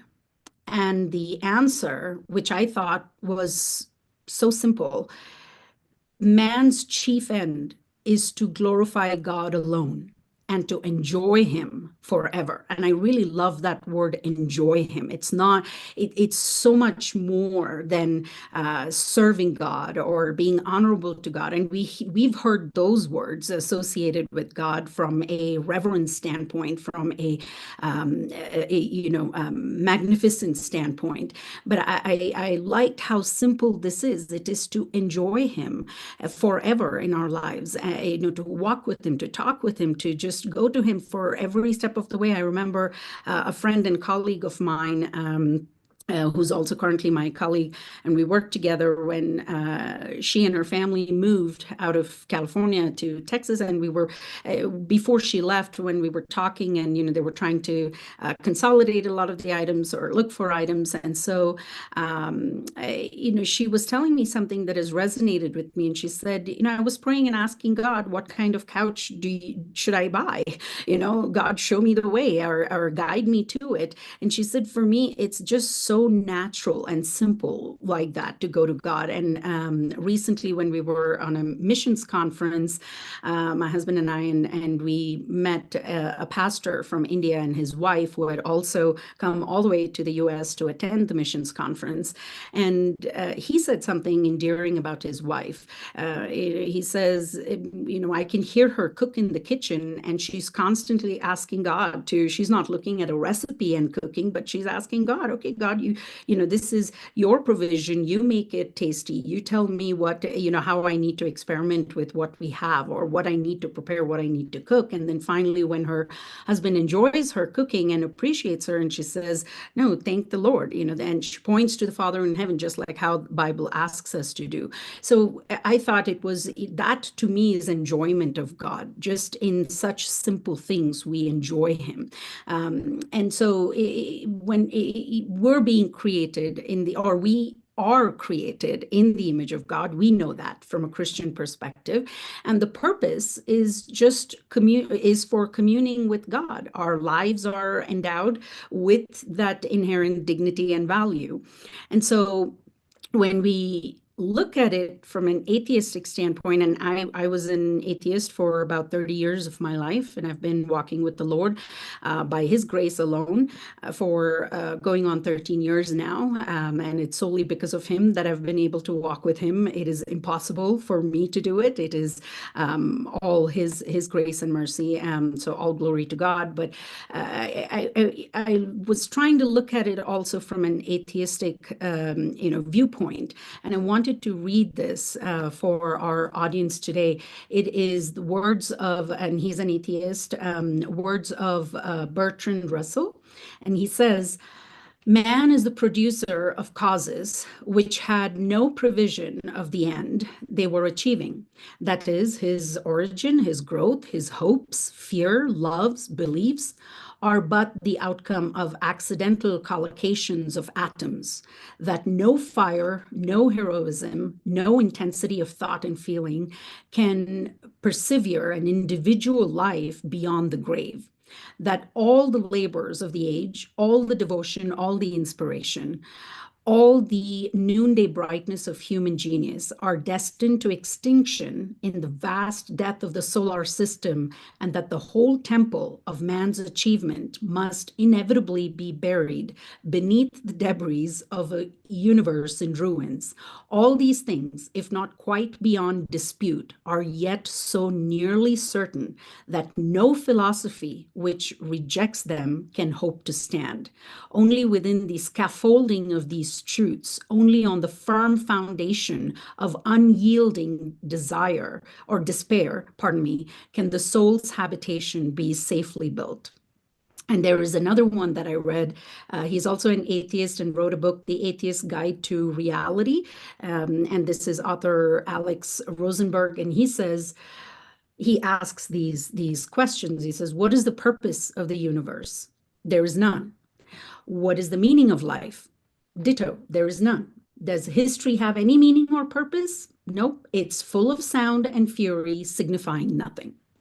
So when we look at the future from that vantage point, to me, the future looks very bleak and scary. And I've lived in that thought process for 30 years, and I know what it feels like to live a life constantly, daily, with hope in nothing and in no one, and just trying to do what what individually I thought was right or wrong, and no purpose to it, no value to it. But now, having walked with the Lord for this long, by His grace, there is so much more meaning even when there is no provision. He will provide. And even when there is nothing, even when there is, even when the needs are not met. I also have a school in California, and we've been going through some financial struggles, but God has always been faithful. He has, and this is also something that same colleague and friend had mentioned when we were many years ago having a fellowship. She said there are commands in the Bible, and then there are promises in the Bible. In order for the promises to come to fruition, we need to follow His commands. We need to be faithful to Him. And when we do that, then automatically those promises come to fruition. So His command to me is for me to have faith in Him and to believe that He will fulfill, and He has plans for my future, and not plans for me to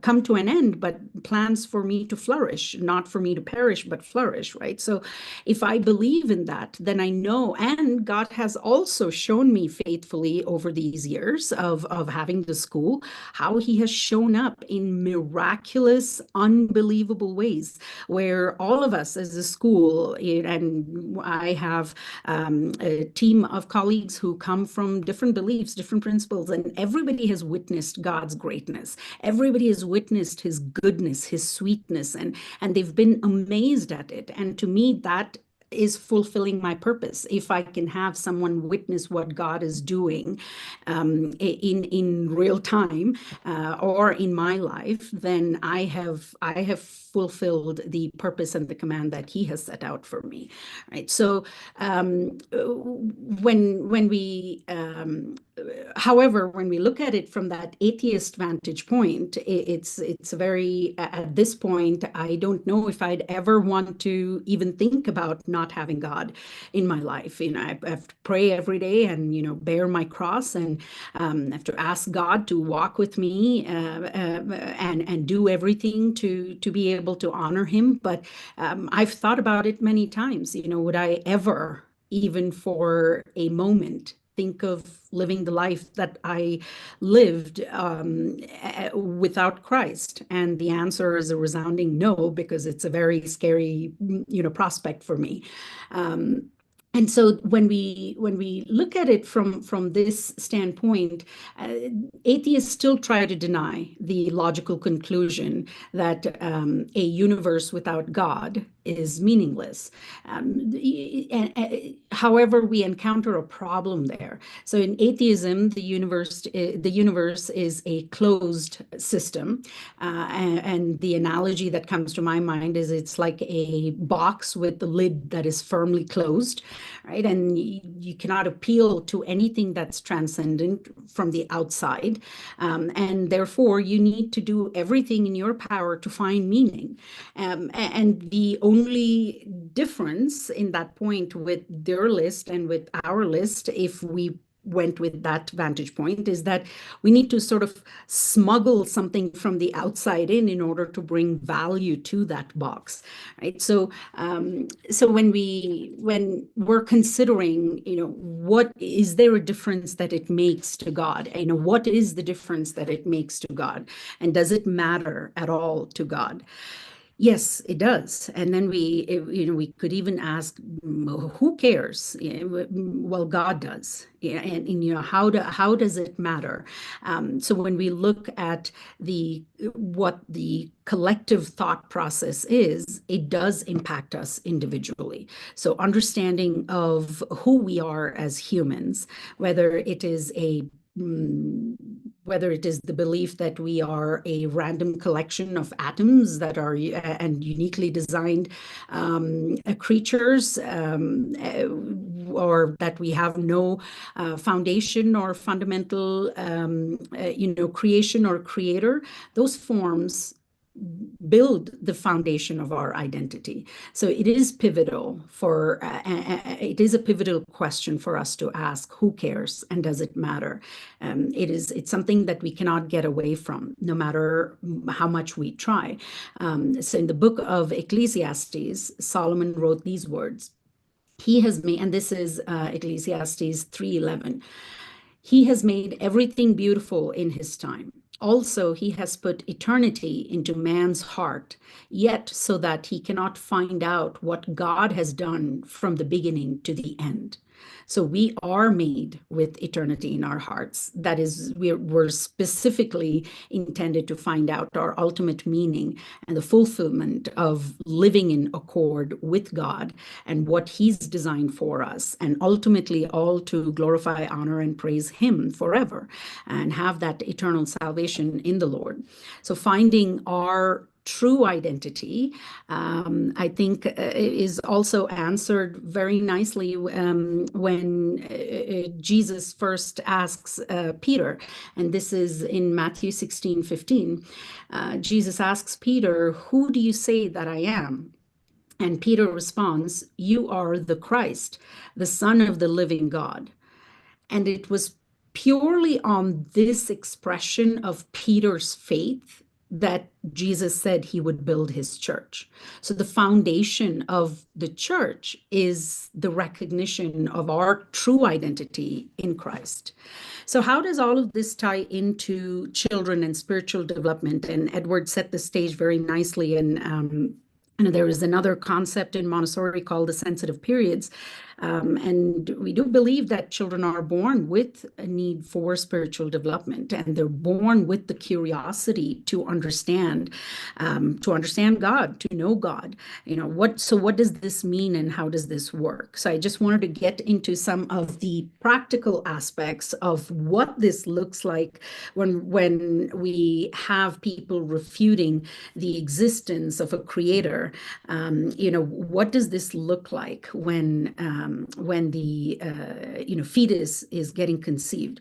So the brain development is the first aspect. So that small little embryo and the fetal brain development, it starts even before the mother has realized that she's pregnant, even before that they've conceived, right? The brain development has already started there. And the baby has auditory points of reference right from the womb. The main one is our voice, talking to, the child in the womb, singing to the child in the womb, and bringing that familiarity. So all of those auditory points are built right from the womb. And in a minute, we'll take a look at the gestational periods of what this looks like, basically from conception all the way to 2 years old. And they've heard these familiar voices throughout the mother's pregnancy. The maternal heartbeat and the digestive sounds are also familiar to this child. Tasting and tactile senses are also familiar while being in the mother's womb. And this is why when the mother is pregnant and the mother eats a certain food or craves for a certain food or a beverage, and when the child is finally born, and eventually when that same food or beverage is introduced to the child, there are certain tastes that are taken in very seamlessly, without any effort, without any cringing or a new taste, because the mother has had that right from the time the child was in the womb, and the baby has become familiar to that.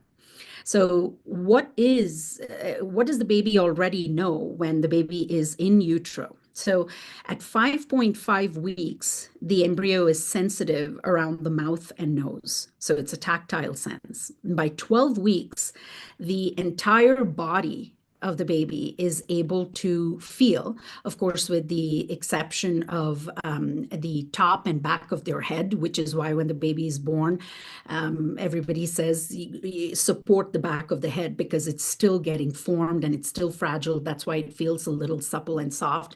They're not extremely sensitive until after birth.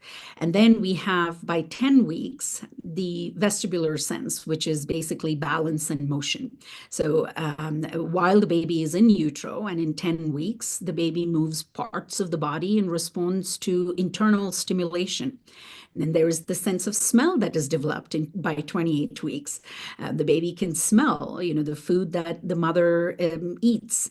And then there is the sense of taste. Again, around 21 weeks, taste sensations are experienced in utero via the amniotic fluid. So some researchers say that babies can taste what they eat starting from 21 weeks. And then we have vision that is developed by the time, and I'm smiling because, there's so much talk about whether there's a creator or, it's my body or things like that. And I'm just smiling because it really is not. It's not an organ that's just growing separately. It's not an external growth. This is a child that's getting created in the womb of the mother.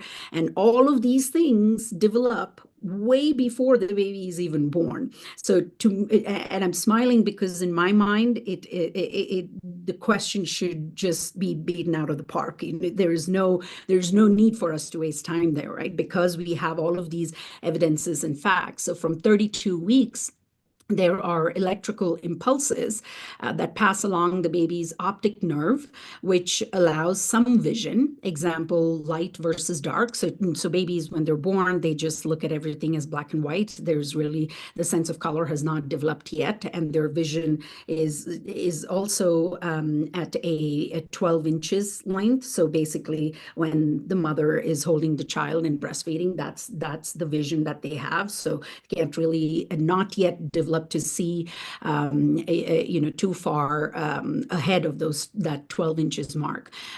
So the distance at which they can view. And when we look at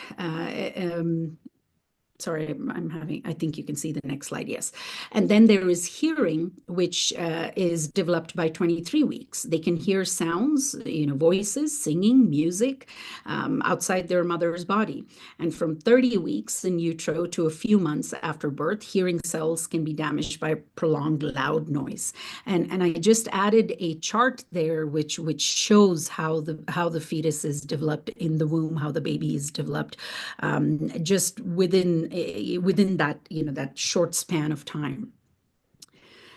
And this is a chart that I also wanted to add, which is looking at the grasping and development of movement and the gross motor development. So we can see there from 0 meaning birth, so birth to 3 months, the 3 to 6 months, 6 to 9 months, the 9 to 12 months, how much of that refinement in grasping and development of movement takes place. And then we can look at it from gross motor development as well, from birth to 3 months, 3 to 6, and 6 to 9, and then 9 to 12. So basically by about 12 months, most children are able to begin walking. So when we look at all of this, and then we ask ourselves, so am I created in the image of God? And the answer is a resounding yes. So then what separates us from animal kingdom? Why is human life, and I added so precious in all caps, because our lives is precious to God. And so why is it precious to God? So when we look at it from what separates us from animal kingdom and what makes us unique, it is for us to, in order for us to answer those questions, we need to consult the manufacturer's instructions, right? Which means that we need to understand the teleology, or the design of mankind, which is very clearly found in the very first chapter of the Bible. And this is Genesis 1, 26 through 27. Then God said, "Let us make man in our image, after our likeness, and let them have dominion over the fish of the sea, and over the birds of the heavens, and over the livestock, and over all the earth, and over every creeping thing that creeps on the earth." So God created man in his own image. In the image of God, he created him, male and female. he created them. So the Bible clearly teaches that human beings are created in the image of God. And it is such a distinct honor for us that has been bestowed upon just mankind, which is extraordinary and not available to any other living creatures except man. And so God put man at such an elevated standpoint, and that's why we are so precious to him, because we're created in his image, and something that he creates in his image is going to be precious to him because his image is at stake, right? So the meaning of life, when we try to ponder on that, it comes from from knowing that we have a loving creator, and which is so profound for me to even fathom. To even understand that God would love me, love all of us so much that he would bestow such a great honor on us. However, the interesting thing to grasp for all of us is to know that an image cannot exist by itself.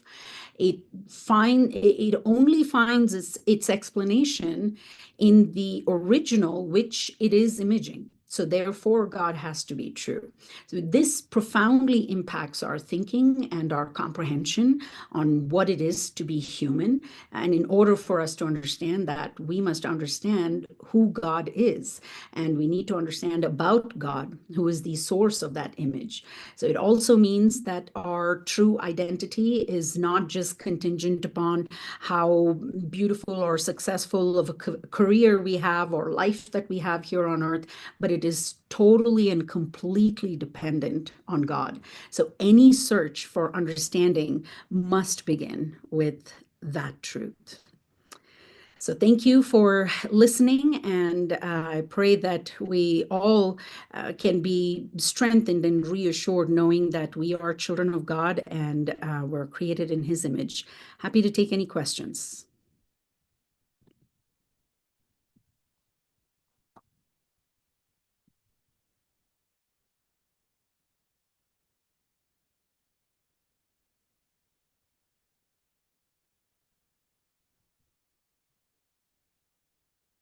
There is a new exhibit at the Creation Museum that talks about the development of the embryo in the womb, and it shows the flash of light that takes place at conception, the miraculous thing that God has designed in creation, and it shows that at conception, the life begins. Have you seen that exhibit? I am yet to be blessed to go and visit. It's been in my agenda, but I have not yet had the chance to go. Would love to, and that's wonderful to know. That is pretty amazing. It is amazing. Yes. Thank you for sharing. So I know commonly people will say that, a baby in the womb, it's just a clump of cells. And I tend to like to say you're a clump of cells. But I think you demonstrated that, but also just how intricate every part of the baby, every step that you showed in the different gestational periods. It's truly a miracle how much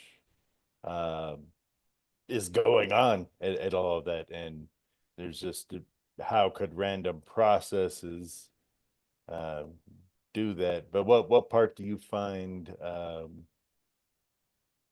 just in the whole process, like even at the beginning, do you find the most interesting?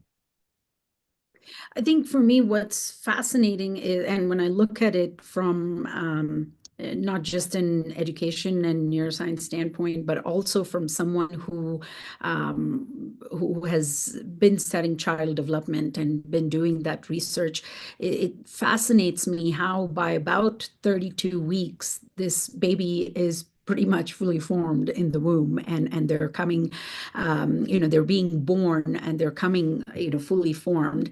And so it's quite remarkable to know that all of these senses, all of this development has already taken place, and then there is that fully formed baby at the ninth month, and this baby is just picking up that journey from where he or she stopped in the womb, so it continues. The journey starts even before that, even before the mother realizes that she's pregnant, and then eventually when she has the joy of seeing that baby, the baby is not starting his journey when the baby is born, but he's just continuing on that journey and developing that journey. So to me, it's just, I love what I do. I'm passionate about it, and I can just sit hours on end and do this research and study it. And every single time,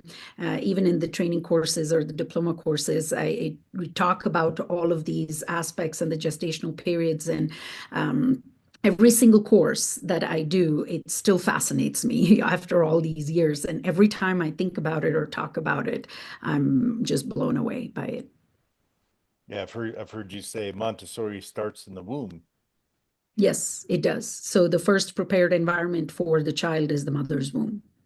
That is the And prepared environment for the and child. and then you've mentioned too that so you've given this presentation sometimes to your adult learners, Yes. and you kind of said that seemed to have a profound impact on them, especially maybe even some of the women who were mothers or maybe are Mhm. are currently pregnant.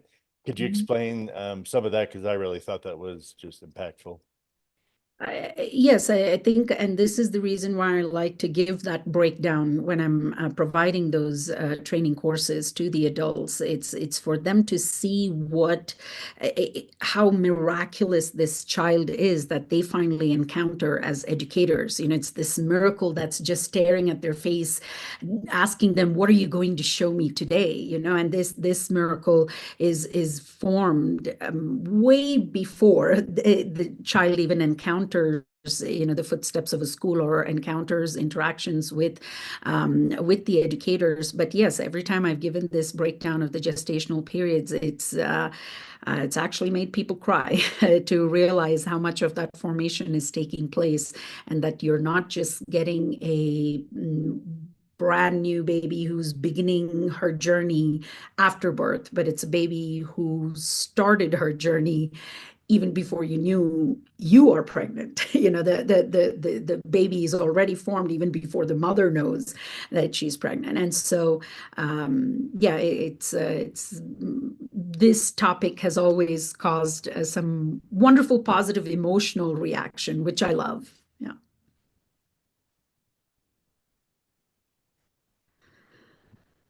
Yeah, I do love that one. Now we're looking in the chat, seeing if we can get there's any questions. There's a little bit of delay apparently on the YouTube from the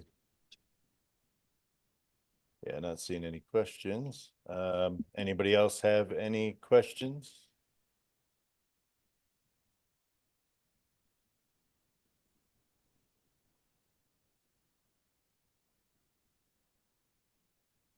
Not hearing it from anybody. Okay, if there are no other questions, I want to thank everyone once again for the opportunity, and I pray that it is a wonderful conference for the rest of today and tomorrow, and by God's grace, we will have more people saved by everything that they would hear and the evidence that will be provided, and we'll be lifting up all these speakers and the audience in prayer. And thank you so much, everyone. Have a lovely night. Amen. Thank you so much. Thank you. Yes, thanks again, Shriee. It was lovely to meet you. You too. Thank you for the opportunity.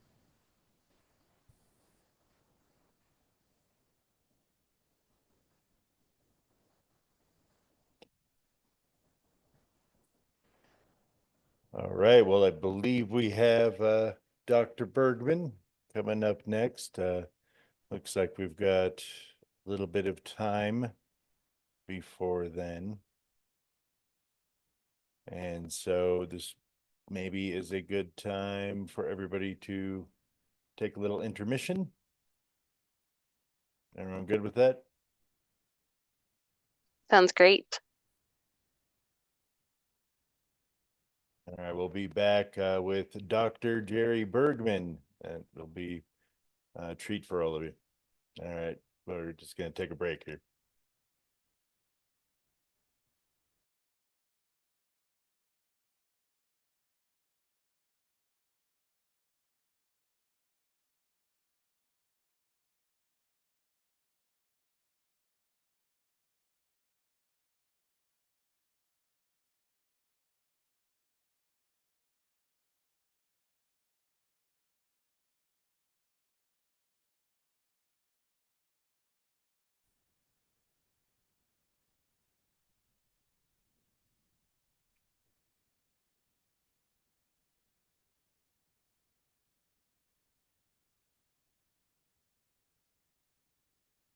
Okay. No.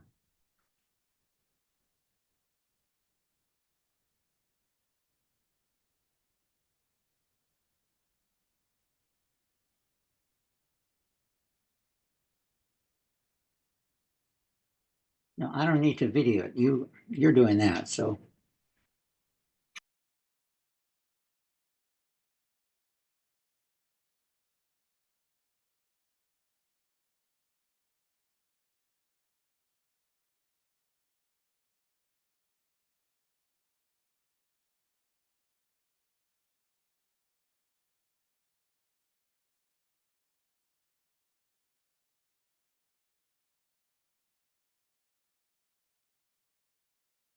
Hello, Jerry.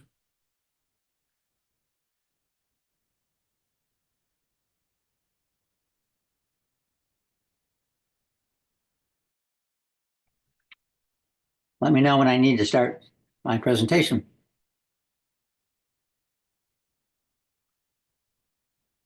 Okay, Doug is on now. Hey, Dr. Bergman. Hello. Yeah, you can, it doesn't matter. I just need to know when I should start. Yeah, just looking, let's see. Is your camera on? My camera, oh boy, all this stuff you got. Okay, where do you push? Oh, there you go. Can see it now. Is it on? Okay. Okay, good. Yeah, thanks so much. So I'd like to introduce Dr. Jerry Bergman. Actually, I recently interviewed him as well on my channel. Thank you for that. And Dr. Bergman, he's one of the 10 most educated people in the world per the amount of college credit hours he has, which is 1,026 college credit hours, which would be the equivalent of about 20 master's degrees. He has over 1,400 scientific publications, author of over 50 books. He's a member of Mensa. And so anybody who says Christians aren't educated and don't know what they're talking about, well, Dr. Bergman is living proof that that is a false statement. But without further ado, welcome Dr. Jerry Bergman. Thank you so much. Thank you. It's good to be here. I have a lot of stuff here ready to cover, so if I end up talking too long, which I probably will, then just cut me off. No problem. But what got me interested in this is this book here called How I Changed My Mind About Evolution. And this was about 30 people who were young earth creationists and all became evolutionists as a result of being convinced that evolution was true. And I wondered what evidence they had. Well, I read through the whole book and I found almost no evidence except they believed in evolution because most scientists do believe in evolution, and therefore that's why they accepted it. And a lot of interesting discussions there. One thing they stressed is, does it really matter whether we were created by God or whether God used evolution to create us? That's a common claim that they use. Well, it is in many ways, and I'll show you one way. Get some water here. Book done by Michael Roos, excellent book, called Darwinism as Religion. And it shows in many ways that Darwinism is a religion. Why? Well, because a religion really are worldviews. And there's two primarily worldviews. One is creation, the other is evolution. Creation says God created us for what purpose? To live, I can talk here, to live on the earth, to do his will. What's the afterlife? Well, heaven or hell. So basically, a worldview talks about where we came from, why we're here, and where we're going. Evolution answers the same questions. Where did we come from? We evolved. Why are we here? To survive. Where are we going? When we die, and that's it. And one thing I thought about as I was reading this book was, well, looking at the other aspect of the question, and that is the harm that evolution has done in society. And it's enormous. That's an area I've specialized in for a lot of reasons. One very strong reason is that's my background is in history, sociology, psychology. And it's clear that Darwin ideas have done enormous amount of harm in society. And there are many, many books, papers that document this. And I could show you a few, and there are many. One I just came up with recently was Hitler's last secretary. Traudl Junge was Hitler's secretary, and she made some very interesting statements about Adolf Hitler and where he got his ideas from. And she said, by the way, she was probably closer to Hitler than any other person in 3 or 4 years. And so she knew him very, very well. And she was largely unaware of what was happening in World War II. But all she saw was a good side of Hitler. So in this book, she talks about what did Hitler believe? What was his worldview? And she says here, Hitler had some very clear ideas about where we came from. Okay? Hitler was not a member of any church, she says. He thought that Christian religion was outdated. Why? Because they did not accept evolution. Although she didn't use the word evolution in this term, and this is not Hitler's words, this is her words. She didn't use the word evolution, but it's pretty clear. She says the laws of nature were his religion. Well, that's evolution. Natural selection, survival of the fittest. He could reconcile his dogma of loving your neighbor and your enemy. Very difficult. He couldn't do that. Okay. Science, he says, isn't clear about certain things. Not clear about certain things, but we know a great deal about the higher stage of development of some mammal, which developed from some reptiles and moved on to human beings by way of the apes. So in essence, we start out we're reptiles, we become mammals, and then we, by way of the apes, becomes human. Very clear what he is referring to. And she continues with her discussion of what Hitler believed. We are a part of creation and children of nature, and the same law applies to us as it does to all living creatures. And in nature, the law of the struggle for survival has reigned from the first. Everything incapable of life, everything weak is eliminated. Only the strong survive. Those who are not fit do not survive. And so very clear. In fact, when you read Mein Kampf, which I've tried to read, it's very hard to read, I find, but when you read Mein Kampf, you realize that so much of what he said is almost word for word of what Darwin said. Now, obviously, Hitler never read Darwin's books in the original, but we know that Hitler basically got his ideas from Ernst Haeckel and other scientists, and we know they got their ideas primarily from Charles Darwin.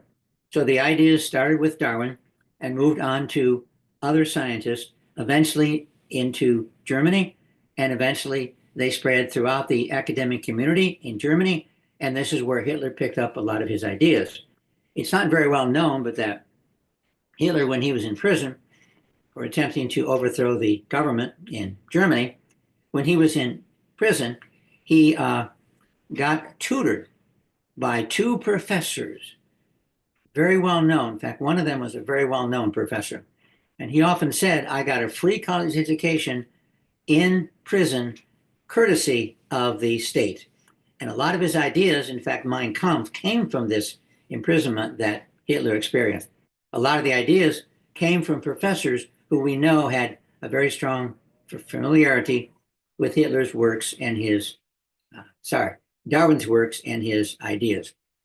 Now, one reason I like to look into this area is because there really is no controversy. There simply is no controversy. It is well documented in history. There are many, many books which cover this in detail, and just a few of them I happen to have in front of me. I had more, but I don't have room in my study here to keep them. But this one by John Hornick, Why the Holocaust? And this is subtitles, Hitler's Darwinistic Messianic Genocide. Very, very well documented. He's a Czech scientist, very well documented, showing indeed that Hitler's ideas came directly from, through several sources, Charles Darwin. And again, this has, I have to admit, I haven't read this one yet, but this is one I'm working on. Almost 400 pages documenting in detail the relationship between Adolf Hitler and Charles Darwin. And then there are many others, Hitler's religion, the twisted beliefs that drove the Third Reich. And again, this talks about the importance of Darwin. And then Darwinian racism, again, talking about the importance of Darwinian racist ideas in the Holocaust and in Hitler's philosophy. And one other one, Hitler's ethic, about how important Hitler's ethic was. Now, when we talk about ethic, we're not talking about Christian ethics or our ethics. We're talking about, in this case, Hitler's ethics. And Hitler had very clear ethics, but the ethics were very much in contrast to what we believe about the scriptures and about God and so on. And so his ethic was survival of the fittest. And what a nation needs to do is produce a superior race. How do you produce a superior race? The main way is, first of all, who are the superior groups, superior races? Well, that's the Aryans. And the Aryans would include not only the Germans, but also Swedish people, Norwegian, and Brits. He included Brits among that. And he included Americans among that, but Americans, there's so much interracial marriage that he wasn't too optimistic about the evolution of the superior race in America. So you know now who is the superior race. They're the Aryans. And this, by the way, was widely believed by scientists in his day. And in fact, during the Nuremberg trials, one of the main arguments that they used is, look, why do you sit here and condemn us? We relied heavily upon American scientists, American writings, American ideas, and we can show you where we got our ideas from. So you're blaming us for the Holocaust when the foundation was laid by your scientists, as well as the British and later on, of course, the German scientists. And our response to that is, yes, that's true. But one difference is you carried the Holocaust far beyond what we did. We identified in American eugenics work, we identified the inferior races, we wrote about it, but we did not advocate, did not support building concentration camps and killing the inferior races. Hitler thought, and the Nazis thought, in the long run, in the end, the world will honor us, will glorify us, because what we have done, as Himmler said, is very difficult, but in the end, we will have created a superior race. How do you do that? Number one, you encourage the superior race people to have kids, big families, In fact, Hitler even went to the point of giving awards to women who had large families. The Mother's Award is a beautiful award, gold plated, had gemstones in it. And this award basically was for having a big family. So number one, the superior race produced large families. Number two, you need to prevent interbreeding of the superior race to the inferior race. Get some water here.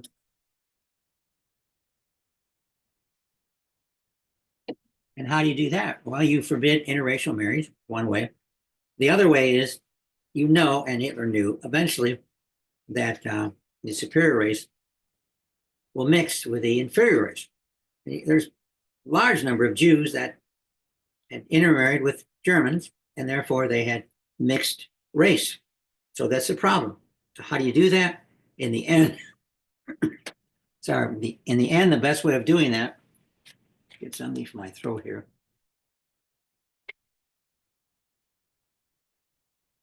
Okay, that gum for some reason helps because it waters my throat. But anyways, in the end, you have to eliminate the inferior races, so therefore you can produce a superior race. Made that very clear in his writings, as well as, of course, the writings done by many German scientists like Ernst Haeckel, for example, and others. And so the literature is very clear. Now, again, many books only have a page or two about the influence of Darwin on Adolf Hitler, but nonetheless, it's there. And more significant is I have yet to read any book, and I've read probably 300 or 400 books on Nazi Germany.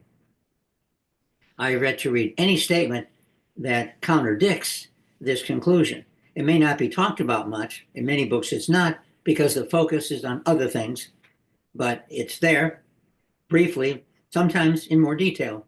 But nonetheless, the importance of Adolf Hitler is clearly, the importance of Darwin on Adolf Hitler is clearly admonished. Now, what is the response when I presented this information to for others? What's the response? Well, the response is, and I'll give you a cliche, in the court they say if you have the facts, you hammer on the facts. If you have the case, you present the case. If you don't have the facts, if you don't have a case, you condemn the witnesses. You condemn the ideas you're fighting. And over, I've seen they don't prove what I'm saying is wrong. They use name calling or other ways of trying to demean what I'm trying to say. Many examples, but one of my favorite is I did an article on my website on eugenics. And I talked about the harmful effect eugenics had on society. And one of the persons I quoted was Adam Rutherford, who is a British geneticist. And he responded to my discussion not by presenting evidence against what I was saying. Of course, I'm saying the same thing he is when we talk about eugenics, but I tied it to evolution. I pointed out that these beliefs, eugenics beliefs, were an important part of evolution. And he didn't like that. Fine to talk about eugenics, but don't blame it on Darwinism. And so this is what he said, if I can read it here. He said, here, referring to me, here a creationist for whom deception comes as easily as breathing. I have to admit, he's a good writer.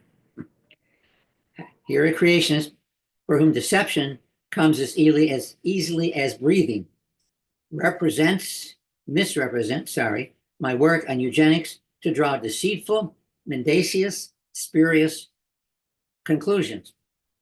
This man is a foeted douche, I guess, canoe. So name calling. And this is, I've seen this over and over. They cannot defend their worldview. They cannot reject what I'm saying. And so therefore they resort to name calling. And so whenever we end up with comment like this, we know that they can't respond to what I'm saying. So therefore they use name calling. Although I have to admit, Adam Rutherford is more creative in his condemnation than some people are. So the evidence is very clear. And going back to the book that I was talking about earlier, one may say, yeah, it doesn't really matter whether or not God created us ex nihilo in the Garden of Eden or whether we evolved. Well, there's a lot of reasons that we can show you that that claim is false. But one is that the harm that evolution has done is clearly enormous. It's unequivocal. It's well documented. And anybody who knows anything about the history of, in this case, Germany, World War II, would recognize that indeed the idea of evolution has had horrendous effects. And not only in Nazi Germany, that's of course the one we talk about the most, but just recently I'm more and more getting into the effect of evolution on the colonization of Africa. And here's one book which does a good job. And this title is Darwin Comes to Africa, Social Darwinism and British Imperialism in Northern Nigeria.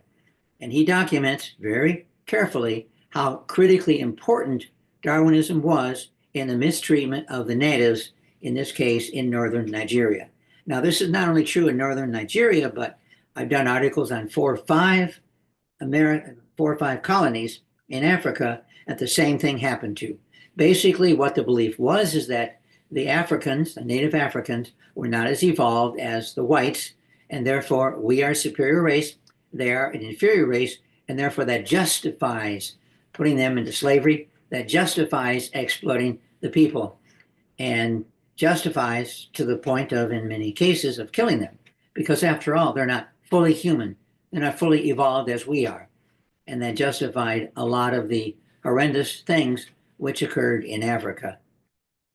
Now, it didn't occur everywhere, but I would say probably more than half of all the African colonies, the ideas of Darwinism clearly, openly affected how the colonists treated the natives. And if you think about it, one who would accept the idea that we're all descendants of Adam and Eve, we're all therefore brothers, and therefore the Africans, they may have different skin color than us, they may live in another part of the earth, but on the other hand, we're all, in the end, brothers, cousins, we're all related. But of course, they didn't have that idea. They rejected Darwinism, they rejected creationism and accepted some Freudian slips here, and they accepted the Darwinian worldview, which says we all evolved. Now, I know some argue, well, yeah, there's one evolutionary branch, but still, even if you believe we evolved from one ancient ancestor, therefore we are all related going way, way back, still they taught very clearly that indeed we're not only related, but some evolved more than others. And so evolution, even if you accept the idea of monogenesis, which says we're all descendants from some common ancestor, us, all races, but even if you accept that idea, it's still very clear that evolution teaches, as Darwin made clear in his writing, evolution teaches that indeed some races are more superior than other races. There is an evolutionary difference. And so this is one more area where Darwinism had a profound influence on, in this case, in South Africa. And I'm just getting into writing about this area. I could mention that I've probably written 60 or 70 articles on the harm that evolution has done. And it's enormous. And I keep believing, well, I've covered it. I've said all that can be said, and I come up with some new information, and somebody sends me an email and says, wait a minute, you forgot about this. You need to cover this other area. And so I have a feeling I can spend the next 4 or 5 or more years talking about the harm that Darwin has done. But conclusion is, some might think it's rather sweeping, and I hope they think that way because that may motivate people to get into the literature. But by and large, it's very clear that Darwin had an enormous harmful effect on society, an incredibly harmful effect on society. In fact, when you look at evil men, people put Hitler at the top or near to the top. But I would say Darwin is really at the top because Hitler was really one of Darwin's disciples, one of the men who followed him. And of course, not only Hitler, but many others, especially in some of the tragedy that occurred in South Africa, Phil Pot and so on, these other cases, which I've done 4 or 5 articles which show that a lot of these tragedies that occurred in Southeast Asia, in this case, were motivated by Charles Darwin. And so part of it is when you're doing research in some area, it's you got to get a niche. You've got to cover something nobody else is covering. And by and large, this, I guess, has become my niche because there's a few people in the past that covered it, but today I'm one of the very few that covers this area. Some creationists are critical of me and say, well, why do you bash evolution? You shouldn't do that. You shouldn't bash evolution. Well, I think the fact it's done a lot of harm is something we need to talk about. And it would not be very fruitful for me to pick up some area that other creationists have already written 30 books about. The flood, and Noah's Ark, and so on. It would be foolish for me to try to make a contribution in this area because I've been working on this for 30 or 40 years, like some of my colleagues. So I let them do their work, and I hope they let me do my work. I must admit, though, that they're not always very supportive of what I do because some people feel that, some creationists feel that you should not say nasty things about evolution as well. I'm just looking at history. I don't need to come up with any new ideas. It's just reading the books. In fact, really, most of what I've written about is not original with me. I just do a lot of reading, read a lot of books, and try to assemble the information together to produce a summary or a chapter or a whole book on some area of the harm that Darwinism has done. So it's basically history, well documented. So I have to not really brag, but say that creationists tend to be lambasted pretty frequently by our critics. Well, the only thing they can respond to against me is name calling because it's well documented in history and you can't deny history. It's there, and I don't need to rely upon my assumptions. It's just well documented. In fact, there's so many quotes that I could select that would basically illustrate quite effectively, indeed, what Darwin had to say and why and how he influenced so many other people in the last century and caused so much harm and death. One estimate is that Darwinian ideas have caused the death of about 800 million people. And so it's difficult to count bodies because so often, like during the Holocaust, so many of the bodies were destroyed. So we can't really count bodies that have been burned and destroyed pretty much. And so those numbers are iffy, but nonetheless, a huge number of people have lost their lives as a result of the Darwinian worldview. And then, of course, the other aspect I look at is how many people have lost their faith because of the Darwinian worldview. And I've done several books on this, showing indeed that there's a large number of people who have lost their faith because of the acceptance of the belief of Darwinian worldviews. And in this book, they brag that, well, they haven't lost their faith. They became evolutionists and still are faithful Christians. Well, that's might be true among them, but it's not true among many, many people. And the best example of that is before Darwin, 99% of all naturalists, all scientists, all researchers were creationists. And after Darwin, well, today, most studies show about 97, 96, 98% of all scientists are not only evolutionists, but also are atheists. In Great Britain, they recently did a survey among people who were into physics, physicists, and they found 97% were not only accepting of Darwin, but were atheists. And so you can see that the pathway is accepting Darwin, rejecting theism, and accepting atheism. And this is true so effectively among academics as a whole. And now, is there questions I can answer or anything I can respond to? Okay, well, I have plenty of other information. One thing I should mention is that a lot of people think World War II was a war between the Nazis and other countries so the Nazis can gain territory. But really, the major function of the war was not to gain territory, it was to kill the Jews. And a lot of people say, wait a minute, they wanted to conquer territory. That's what people do. That's in Russia, we see that they're conquering territory, which was in their neighboring country. And so they're looking to grow their territory.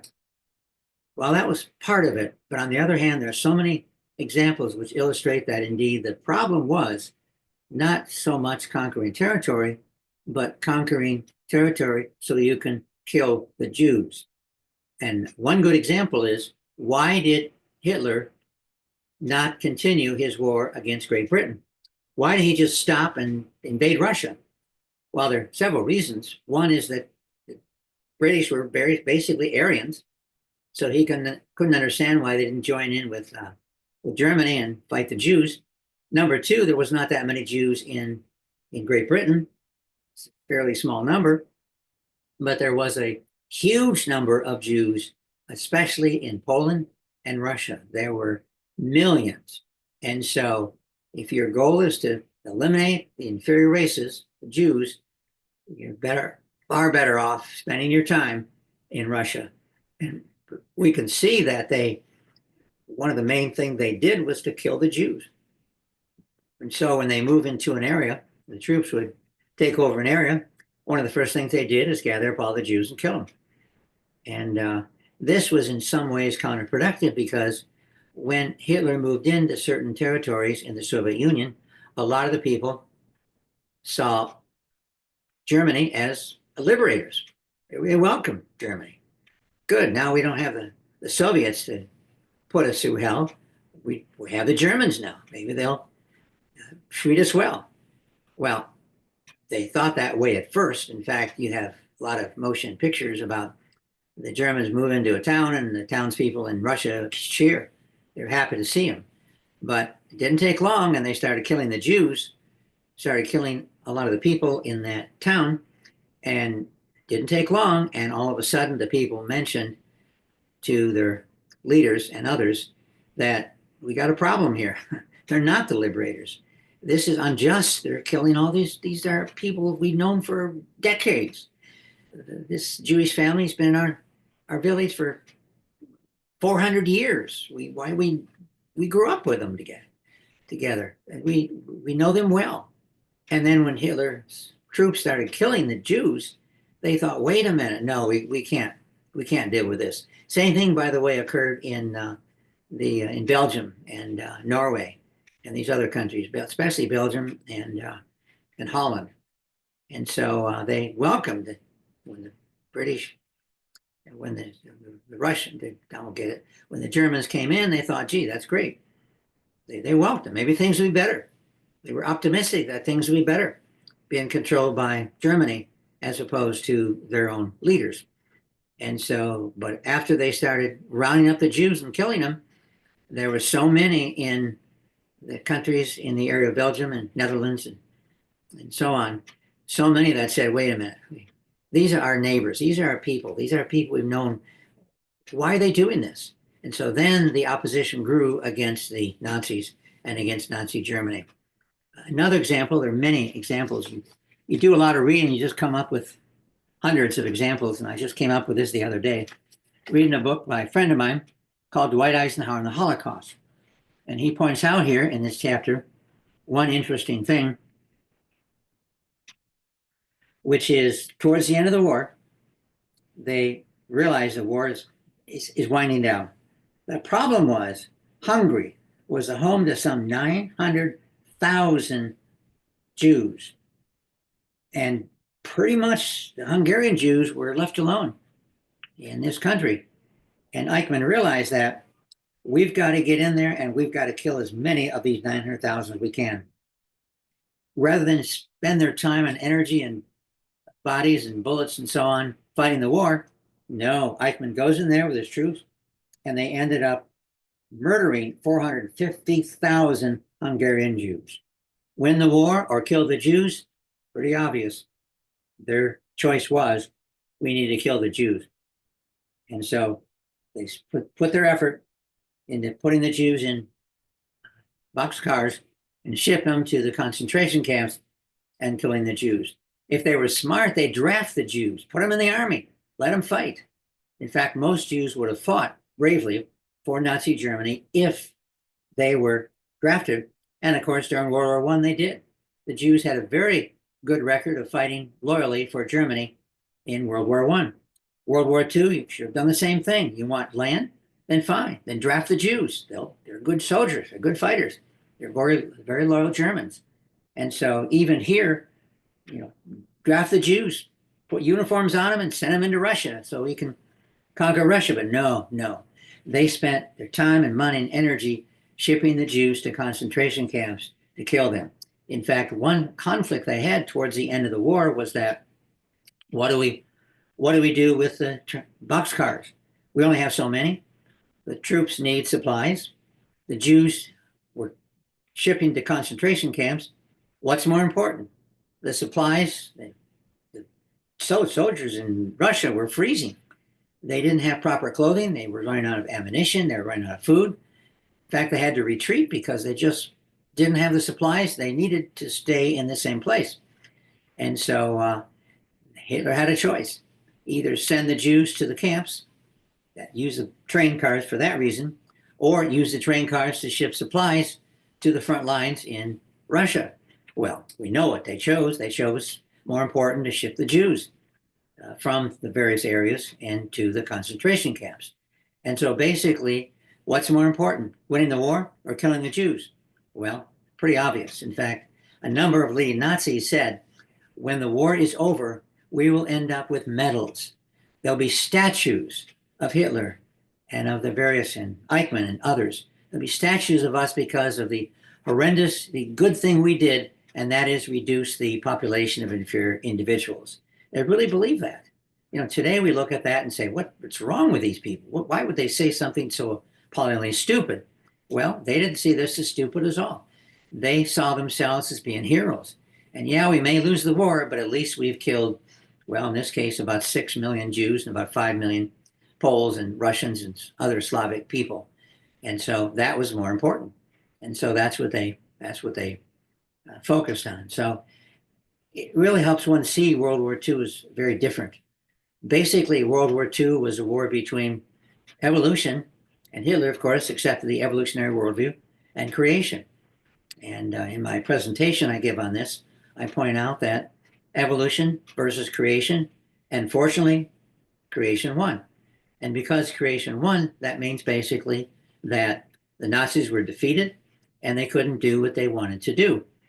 And so if you think about it, it really comes down in the end, creation versus evolution. Creation, of course, would say that all men are created equal and we're all descendants of Adam and Eve. We're all brothers and sisters. And therefore, the whole racist idea that Hitler had was wrong. And of course, Hitler's belief was, and his leading followers, his persons he headed the Nazi movement, they were all evolutionists, very openly evolutionists, and believed that the key is to win the war. But we have a choice. The key is we have to kill the Jews. After all, of course, Germany had a treaty with Russia. They were friends. In fact, Germany was shipping supplies to Russia for a number of years because of the treaty, or a number of months, actually, only months.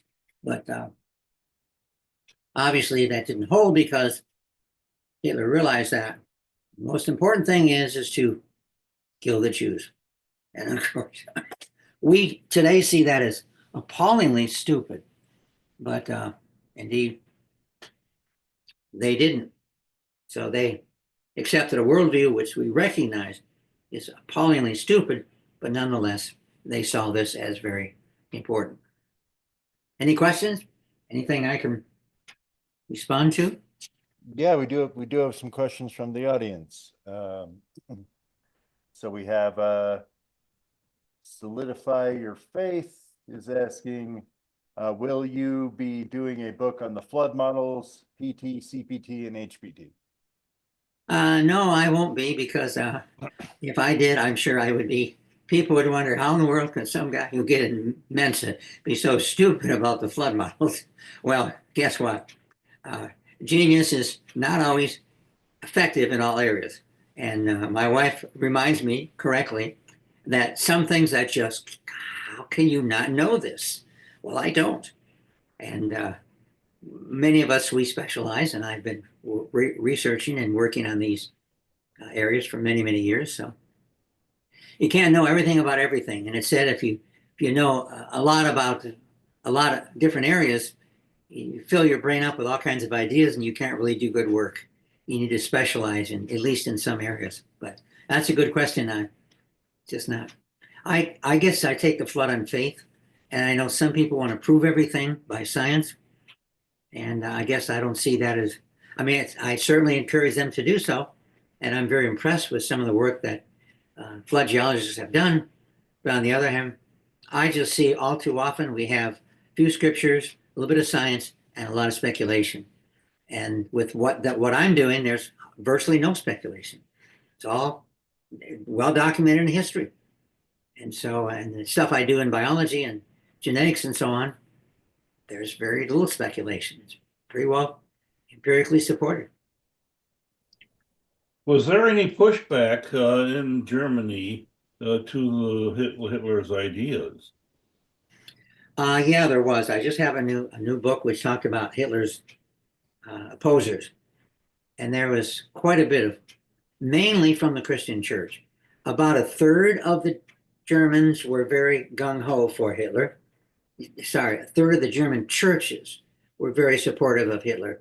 About a third were pretty neutral, which means basically they were in support of Hitler. So it was a third and third, two-thirds. One-third were very opposed to Adolf Hitler, of course, primarily led by the confessing church, Dr. Bonhoeffer. And so they strongly opposed. And of course, a number of them were executed because of this. But I stress this when I go out and speak. We tend to feel that we as Christians are impotent. We really can't do much. And that's tragic because, and the best example is, there's a man by the name of Martin Luther King, by the way, who was a creationist, who defended very effectively the creation worldview. We're all descendants of Adam and Eve. Therefore, we're all children of God. Therefore, we're all God's children. Therefore, racism does not exist. And he pushed that. And he also, of course, in this country, he produced a revolution before him and after him. And before him, of course, racism was unfortunately a big problem in our country. After him, we can see it's almost hard for us to understand how we would have drinking fountains, one which said colored and one which said white. You know, it's just silly. It's irresponsible. It's all the same water. We're all the same people. So we are embarrassed today with what we used to believe. But on the other hand, these beliefs were highly held. So Martin Luther King really, in many ways, changed the world. And one reason I can say that is because I'm a stamp collector. And you'd be amazed at how many stamps honor Martin Luther King. How many stamps show a picture of a white man's hand, a yellow man's hand, and a black man's hand as part of the picture. These are communist countries. These are countries which we don't see as democratic at all. And so he convinced, I would say, much of the world, not all the world, unfortunately, but much of the world, that indeed the idea of some are more evolved than others is wrong. And he in many ways, he changed not just the United States, but he changed the entire world. One man, one movement. And we can do the same if we just stand up and fight for what's right. A good example is in North Dakota, there's a group of congressmen who want to basically allow schools to teach intelligent design. We need to get behind these ideas. We've got the people, we've got the movement. We have so many on the other side, so many Christians have accepted the Darwinian worldview. We have to end up, and I have a friend of mine in Finland. He said, it's just a very secular country, but our main opposition in Finland comes from the church, not from the scientists. And so in many ways, what we need to focus on is converting the church. If we converted the church, everything else would be easy. And the best example I can think of is I was in Pittsburgh not too long ago. Trip was paid for. Didn't cost me anything. I got my motel room and my mileage, drove to Pittsburgh. And I thought, well, I was there. because I don't like to drive, as people know me. I don't like to drive, but you know, I have no other way to get there. So when I was in Pittsburgh, I said, can you find a church I can go to and speak? Because Saturday was my appointment. Sunday was free. So rather than drive home, maybe I can go to a church and do a presentation. And he said, I don't think we're going to be able to find one. And they couldn't. One church wanted me to visit and do a presentation. Same thing when I went to Dallas. Same thing. They paid all my bills, flew there, had a place to stay. One church on Sunday, because Saturday was the day that I presented in Dallas. I could Sunday could present in a church, couldn't find one. Didn't, and we're talking about Dallas. Same thing with Chicago. Every year I go to Chicago, I present in one church, and I thought, well, gee, can you find another church that would like to have me? Nope, sorry, they're not interested. And so I think the main focus we should have is on converting the church. And once we convert the church, we're in good shape. We would have far less problems if we could convince the church. And it's hard to do that. Just today, I was talking to a friend of mine. I presented at her church. She's been going there for 40 some years, and it's a Free Methodist church. And I presented there a couple of times. And I said, what's the pastor's thought? Well, he tolerates you, but I think he's an evolutionist. His son now is a college student. His son is now accepted evolution. I think he's an evolutionist. And he's not opposing. He allows you to come and speak to the group there, but he doesn't want you to speak to the whole congregation because he doesn't accept the creation worldview.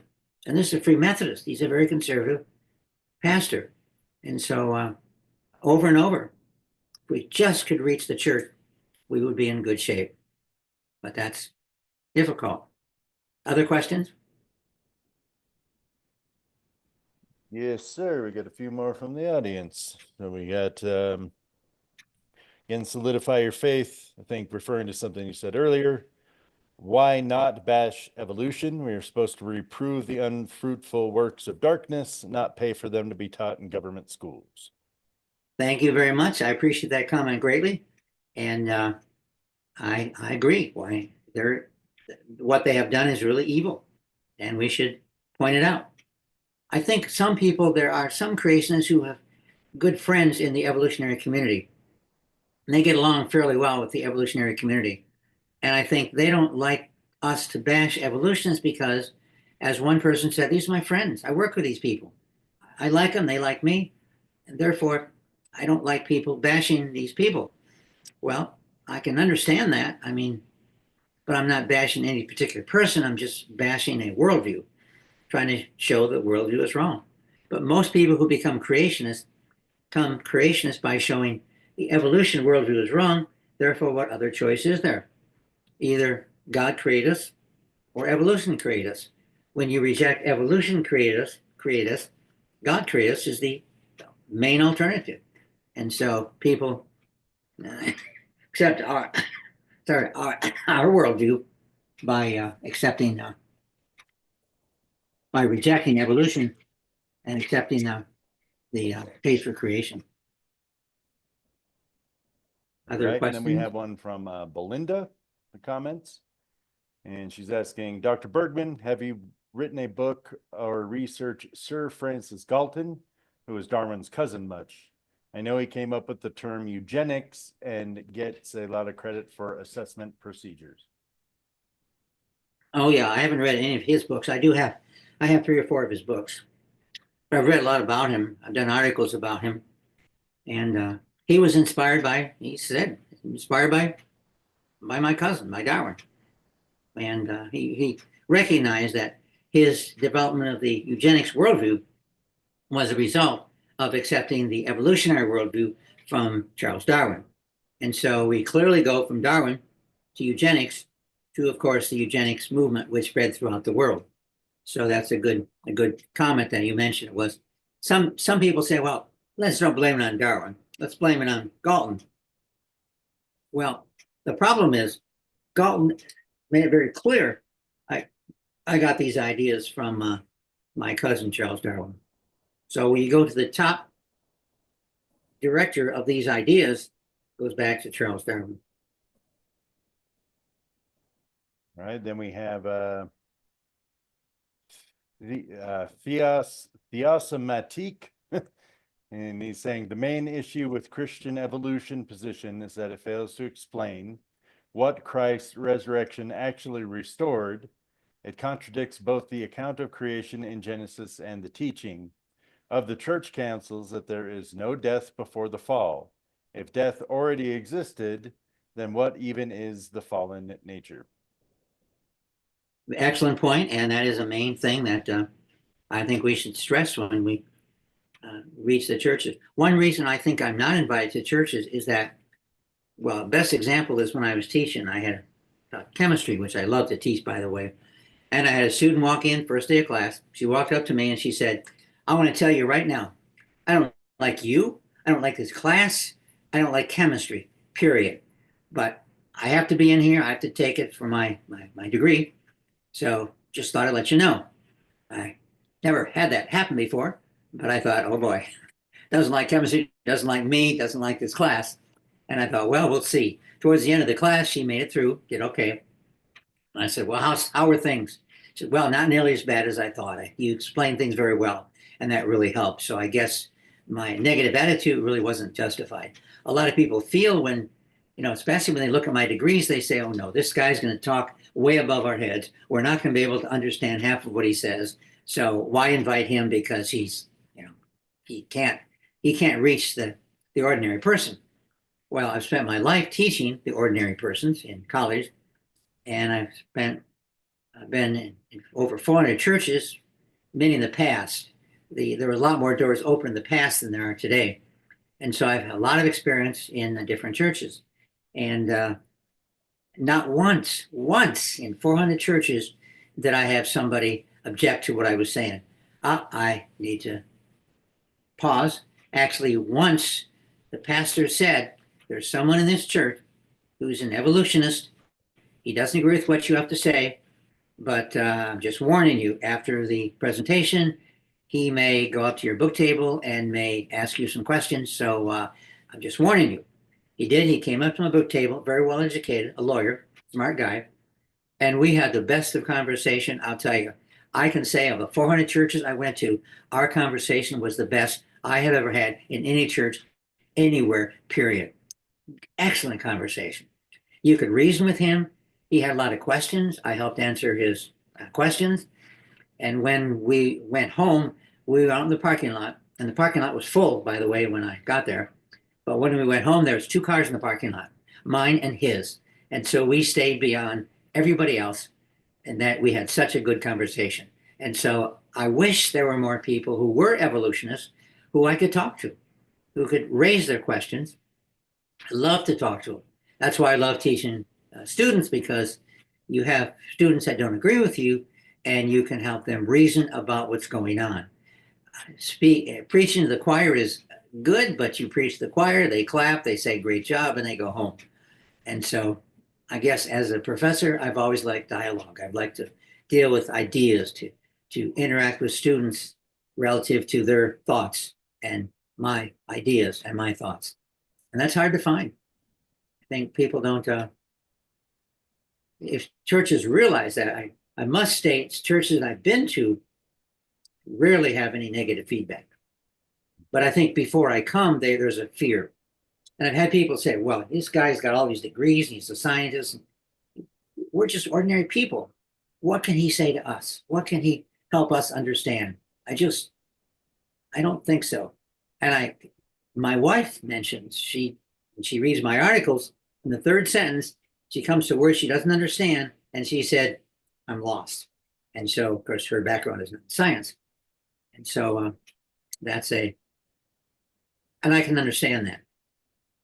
I guess if I'm reading an article about something I have no interest or understanding about, I get turned off pretty easily, and I don't read it. So at least once they invite me once, I find I'm typically invited back. But it's that one time that's difficult. They just don't want to. And they feel the sermon is for the sermon. And what we need to cover is the missionary trips with Paul. And we don't need to worry about all this science stuff and whether God created us or we evolved. And they don't realize how important it is, as some of your listeners already stated, that that's the foundation of Christianity. There's no sin, there's no Adam and Eve, there's no sin, there's no forgiveness, there's no sacrifice. The whole thing is based on Adam and Eve's sin. And so, from a Christian standpoint, the creation of Adam and Eve is the core. Tell us about your book, Hitler and the Darwinian Worldview. Oh, okay. I forgot to bring that among all my books, but yeah, Hitler, the Darwinian Worldview is an interesting book because normally I work on books for years. Some of the books I'm just finishing now, I've been in the fire for 2, 3, 4. One book, my Darwin book, I spent years on that. But the Hitler book, I decided to write it, did the research, probably 6 months, wrote the manuscript, sent it in, it was published. And that is the best selling book I've ever published. There must be 30,000 copies on there. And so that was very, very successful. In fact, all too often when I go and speak, if I run out of a book, that's the book I run out of. It's very, very popular. I've asked people, why is that so popular? I said, well, a lot of us are German. Many of my readers are German background. And just a lot of interest in Hitler, I guess, because World War II affected so many people. And the people I usually talk to at the churches I attend, well, my grandfather was in World War II, or my uncle was in World War II. And so they're aware of it. So there's a fascination, I think, with Hitler, and therefore, and it's very readable. I haven't had anyone say, gee, I can't read it. It's a very readable book and very succinct. And I show it basically that all of Hitler's leading men, I call them his disciples, but that's the words people don't like to use, but all of his leading Nazis were all Darwinists. And I show that every one of them accepted the Darwinian worldview. And that was an important part in their contributing to the movement. So, but thanks for bringing that up. It's on Amazon. It's on, if you look on amazingly, look on eBay, type in my name and books. You'll get hundreds of books. And so you can save some money and you can get them on eBay. In fact, I buy some of my own books on eBay because they're cheaper than I can buy them from the publisher. So. All right, then we have a question from Sharon. I am curious where you found instances recorded of people welcoming invaders into their countries in World War II. I have not heard of this. That's a good point. Look at the early part of when the Hitler men invaded, I'm pretty sure, Denmark and Belgium as well, especially Netherlands. And there's a fair number written about this. So if you look in any book which talks about the early part of the war, you'll see where they talk about whether they could bring good things. One reason they thought that good things would be coming because the economy in Germany was good. There was hardly any unemployment. Wages were good. And some of these countries, like the Dutch area, employment was a problem. And so they thought, well, Germany takes over. They'll give us jobs. They'll bring money in. They'll improve our economy. And so people were at first very optimistic as to what the invaders could do or going to do. And the same thing in Nazi Germany. I don't have any reference right on top of me, but you read a lot about the war. I try to read at least 3 or 4 books a year on World War II. I've been doing this for 40 years. So I read a huge amount. And even some of the films, there's a lot of really good films which talk about World War II. In fact, there is one film which specifically covers the Dutch experience in World War II, and it brings this out. And so if you look probably on Amazon on World War II, the Dutch experience, you'll find not only books, but also films, which point this out. But that's a good question. I appreciate that. It sounds so counterproductive since we know how evil the Nazis became. On the other hand,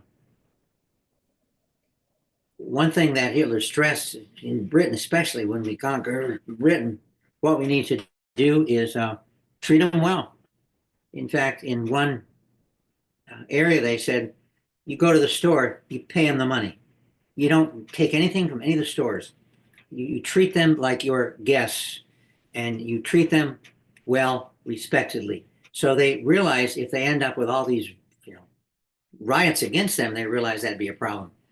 So, so many of the people were told, you treat them with respect. You don't take advantage of them. We are guests in their country. We don't want a revolution. We want to accept them to accept us, and we will accept them. And then later on, of course, once you have control of the country, then you can start, behaving less civilly. But there's a lot of good films, by the way. I bet I have a stack of films. World War II, probably 12 feet high, a stack of DVDs. There's a huge amount of stuff. A lot of repetition, but a lot of really good stuff on World War II.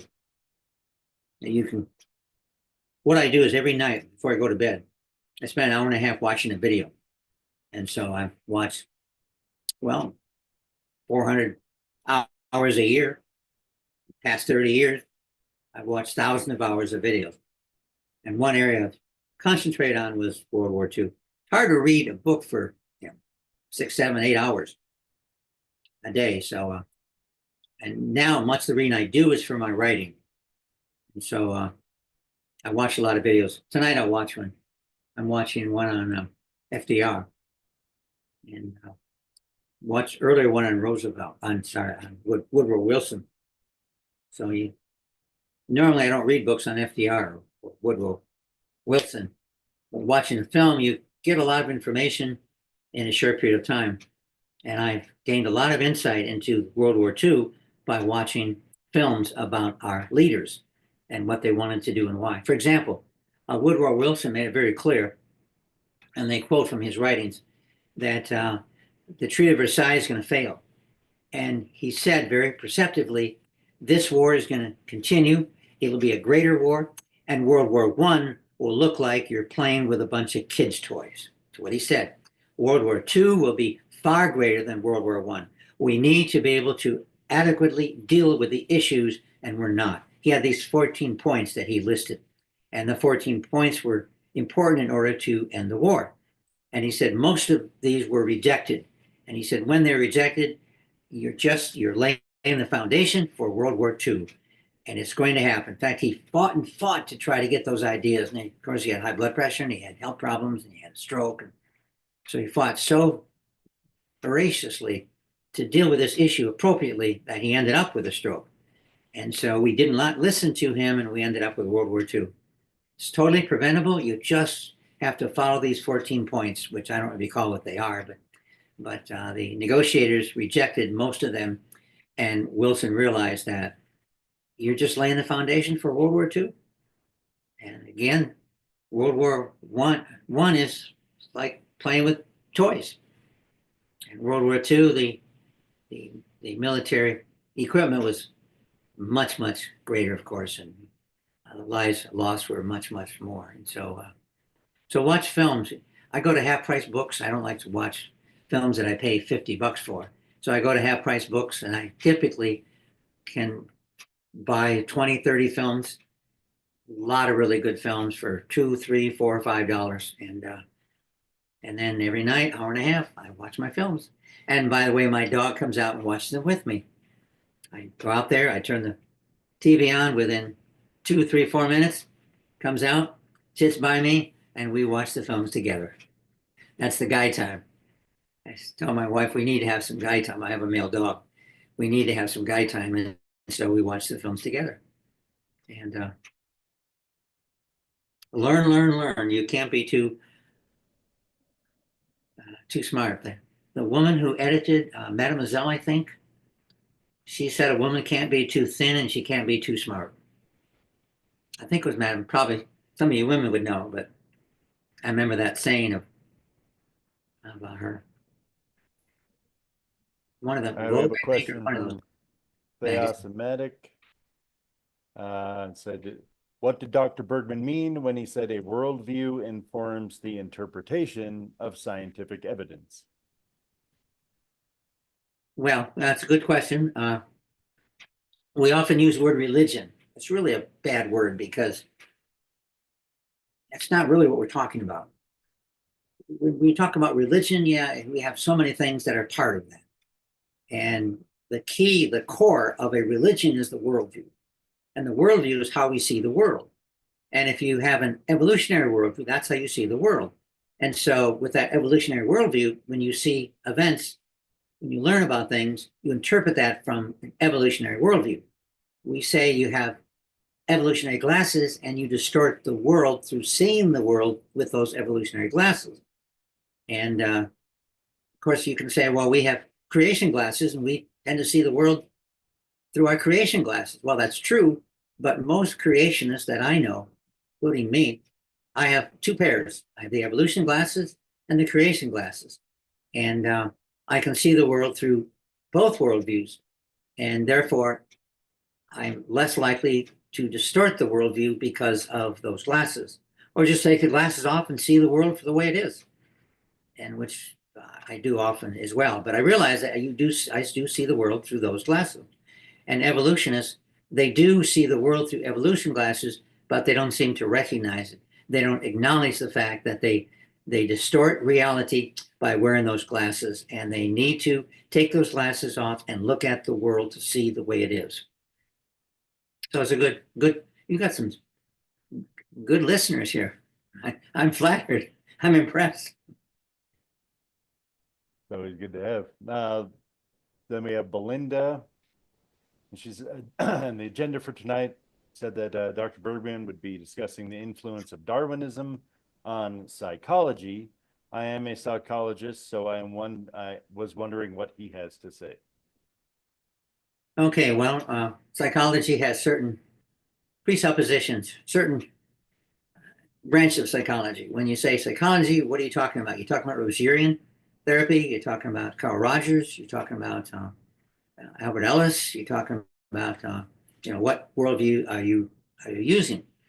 And the main way I think psychology has been distorted is with the Freudian worldview. And of course, Freud was a evolutionist, and he saw the worldview through his Freudian glasses. But by and large, from my experience, I have many friends that are still in the business, practice psychology. From my experience, and your viewer may have some other experiences, but from my experience, Freud is not widely accepted now in the psychological world among therapists. I know there are some who specialize in that, but most people I know in my own background, I was licensed a few years ago and worked for Arlington Psychological Associates. And we were not too supportive of so much of the Freudian worldview. We were largely supportive of Rogerian, I think, basically, and although other theories as well, but we tried to focus on the patient's needs. One thing in my training in that area is the most you can do is a good listener. A good therapist is a good listener. The less advice you give, all too often, the better. And the more you listen, careful listener, you can help people help themselves by listening and reflective reasoning, having them explain what their feelings are, having them look at other scenarios. And so you have not preaching, not lecturing, but you help them develop insight. I'm not sure what the background the listener has, but psychology clearly is, well, one area they're influenced by evolution is that most psychological organizations, the APA and so on, they basically take the idea of evolution as the foundation for psychology. And they're pretty open about utilizing that worldview in understanding patients and helping patients. And so hopefully that answers the question, but I appreciate the question. I spent a lot of years working for a clinic, and it was good when I taught psychology because I could spend a lot of time talking about cases, and students, they perk up and they listen. And I did when I was doing my graduate work. I remember today I could talk about some of the cases that my professors talked about. And it sticks with you very effectively. And you didn't have to memorize anything. It just, the professor went through cases that he worked with. And I remember them. In fact, I use cases that I learned from my professors and graduate work in psychology, and I use those when I taught psychology. So case histories is a very, very useful way of teaching. Any other? Perfect. Well, I think we have time for one more question, and then we're going to be getting into our Q&A discussion panel. We will all just be discussing and taking questions from the audience. So last question here, solidify your faith. What advice would you give a creationist who is attending a state college? Read, read, read, read. It depends a lot on your professors. I have a feeling that many of them really don't accept the evolutionary worldview. And I had some that didn't, and it comes out. I think the most important thing that you can do is if you have a really good background, you're not taken in by some of these myths that they teach. For example, many intro to biology textbooks talk about all these vestigial organs that we have. We got appendix and coccyx and the pituitary gland, and hopefully they don't mention that, but some do, etc. And so when I teach anatomy, the word vestigial wasn't in the book. No, in anatomists, no, there are no vestigial organs. They discuss what all of these that are commonly used as proof of evolution. They discuss all these as the function they have, like the appendix and the adenoids and tonsils and the coccyx and so on. And so if you know, and also if the professor brings stuff up you don't know about, or the book brings stuff up you don't know about, write it down, read about it. Is the book really telling you the whole story? They may tell you about research done on bacteria, E. coli, in Lansing, Michigan, and they'll explain that this proves evolution. Well, take notes, look it up, find more about what they have to say, and you realize that that experiment, Lenski's experiment, did not support evolution. In fact, the opposite. And so if you do your own research, and it means read a lot, and generally, my guess is you can be a better student because you're not going to accept and memorize what the professor says. You'll get into the research and get into more background, and it'll help you learn the material. I had one student really struggling in my anatomy class, and he just was lost so much. And so I said, well, go to the library, get a book for 6th graders about the nervous system. For 6th graders, take it home and read it and read it and read it.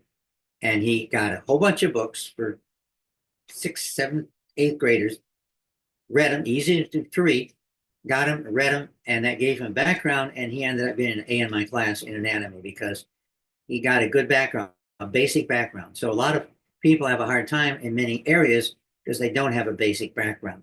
And so that's one way of getting the basic background. All right, perfect. Hopefully that answers it, but just if you know a little bit about evolution, you become an evolutionist. If you know a lot more about evolution, you realize that it doesn't hold water and become a creationist. So the key to becoming a creationist is know more, learn more, go beyond the small, superficial amount of knowledge. Most biology teachers, by the way, know very little about evolution.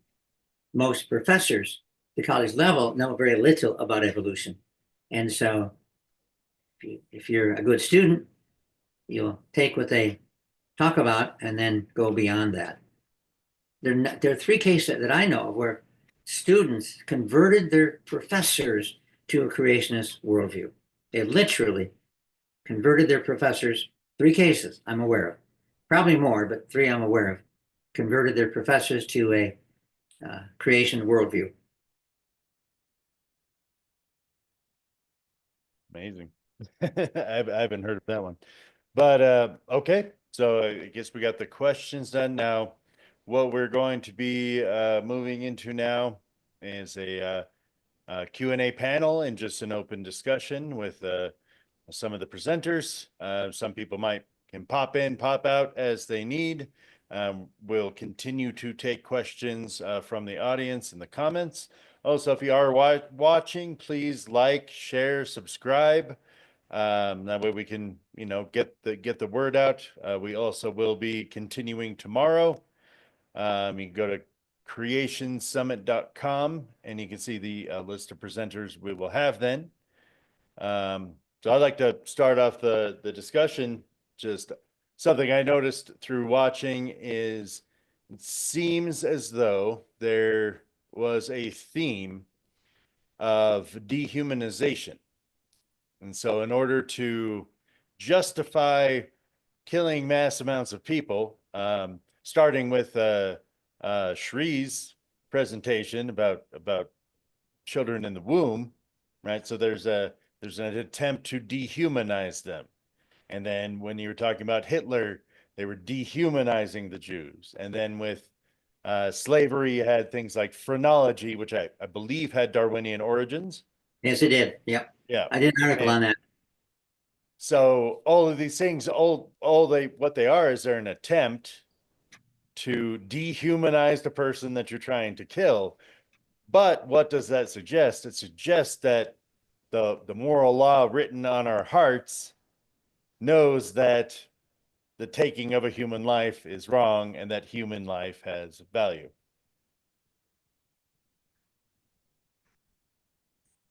Well put.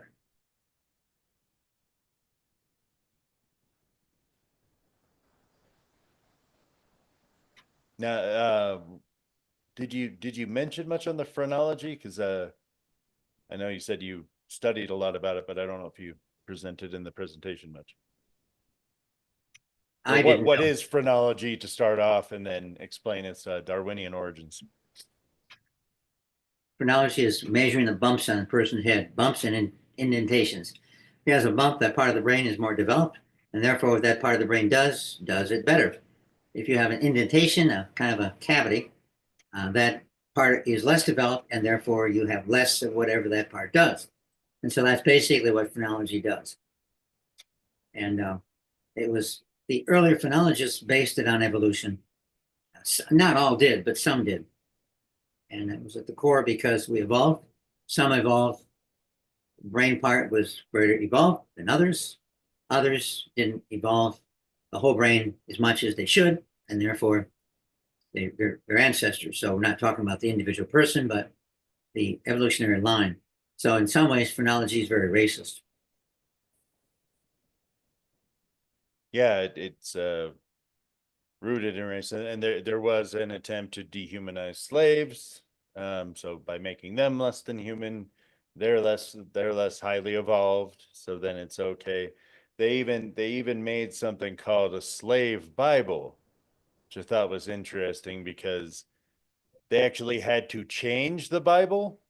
They had to take out sections, take out verses, take out entire chapters. I think even books. I think Exodus is like missing to justify slavery, and that was the only Bible that they would allow slaves to have, which I think also shows that the Bible does not support slavery.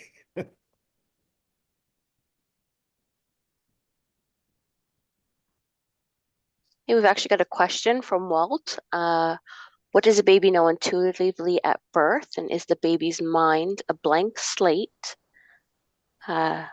Tabula rasa, I don't know if I pronounced it properly or not, or do they know something?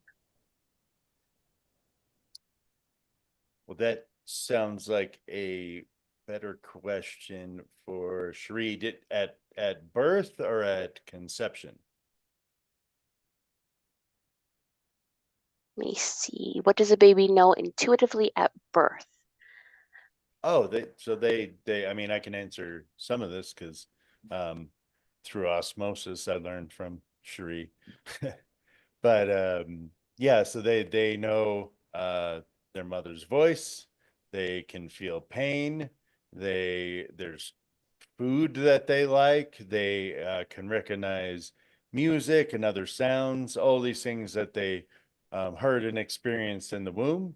They already have that. They are constantly absorbing new experiences. So even the act of being born, and now they're feeling the air, and they're eventually opening their eyes and seeing things, so that it's just this constant learning and new experiences, and they do absorb it very fast. But they are also absorbing a lot of information in the womb. Even if the mother is sick, they can kind of tell that too. So they do have experiences in the womb.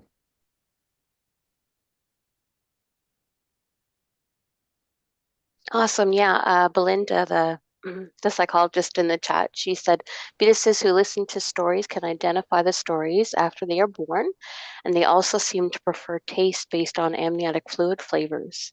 So they're definitely not blank slates. Yeah, well, it's a clump of cells, right? I'm a clump of cells. You're a clump of cells. That You're argument, I can't stand. But that's a dehumanization, like I was talking about. Now Yeah. we do have Sal Cordova, who has joined us. Welcome, Sal. And I know you'll be presenting tomorrow, but I don't know how much of that you caught or what you wanna talk about, but Well, I have on the topic of anything outside of kind of the molecular and biochemistry end, I don't know very much at all. And I want to be here just also for moral support for the crew. So if anything does pop up that someone wants to talk about, I'm here, but I think I'll probably be silent mostly for tonight. Oh, great to see you, Jerry. May I thank Dr. Bergman? You wrote something that was really helpful on one of my radio shows about Ernst Chain. Without you, Oh, I yeah. wouldn't have found that. So very sincere thanks. I was trying to point out that they're Nobel Prize winners in science.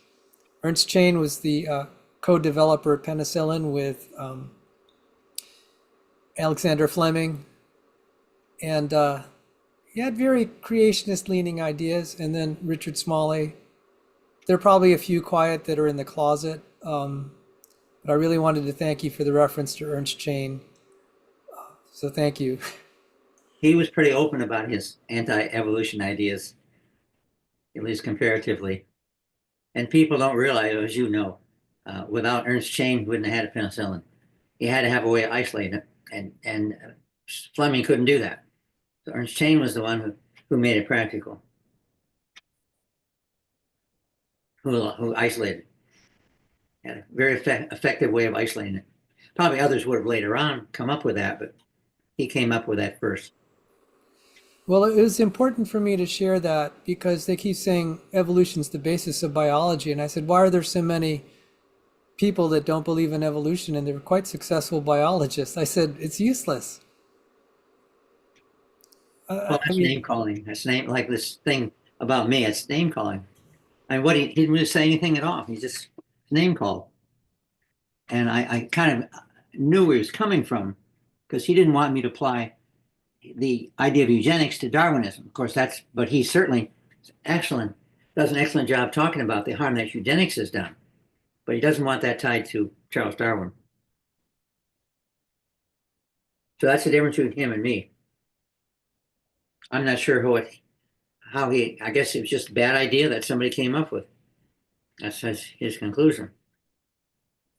I can't believe he must be aware that indeed we're talking about Darwin to Galton to eugenics. I mean, it's a very straightforward progression from Darwin's ideas to, made it very clear. Galton made it very clear where he got his ideas from. yeah, I took a college level anthropology class, and I did pass it. So apparently I do understand evolution. But one thing I found very interesting was when it came to insects, the professor was just like, "Oh, they're totally different. We don't even know." I'm like, "Okay, so why can't you explain insect evolution, but it's okay with mammals?" Well, why? Probably the fossil record, it's less likely there's less fossils of insects, I believe. We do have some. Oh, we have It's enormous probably in harder amber, to tell. huge number in amber. And invariably you look at it and entomologists today can look at it and say that's a certain kind of a bee, this certain kind of a wasp. They can identify so many specifics because indeed insects, according to evolutionists that are 2 million years old, are identical to those today. Maybe a little bigger, but there was more oxygen. But Bigger, yeah, bigger back then. That's true. and I really find the spiders, right? So they say that things like tarantulas and funnel web spiders, they call them megalomorphs, and they are old, like old spiders, less evolved spiders, whereas I forgot the name for them, but there's the more modern spiders like jumping spiders and wolf spiders and the spiders who have webs, because those spiders have things like this and the old spiders, things like that. But here's if those are evolution from the old world spiders, why are there still old world spiders? Why do we still have megalomorphs? Now you shouldn't ask those kinds of questions. You're an idiot. That's why. Oh, yeah, the ad hominem. Yep.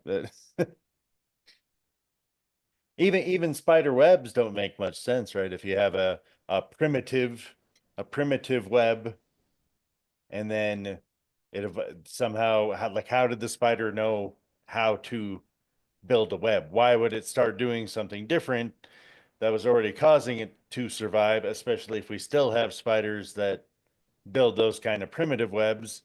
Obviously, that web was effective enough to make them survive. So what would even trigger the evolution, quote unquote, to begin with? Well, see, we don't have much evidence in the fossil record for webs because they don't preserve very well. So they certainly, we know that they were very primitive. We know the original web was one string, and we know they evolved, but we don't have evidence. But of course, it's happened, but we don't have evidence because it just didn't preserve very well in the fossil record. And we don't have too many fossilized birds, which personally I think is evidence for a flood, because obviously probably the majority of the fossil record is sea creatures, which would make sense because they're closer to the sea floor to get buried in the sediment. Something like a bird would probably be the last thing to drown in the flood when it had to land, so it would not get buried. I know the process of fossilization requires water, pressure, and sediment. So something basically has to be buried in a lot of sediment with water, and then the minerals from the sediment seeps into the bone, and it actually can happen quite quickly. It's actually a myth that fossilization takes deep time to happen.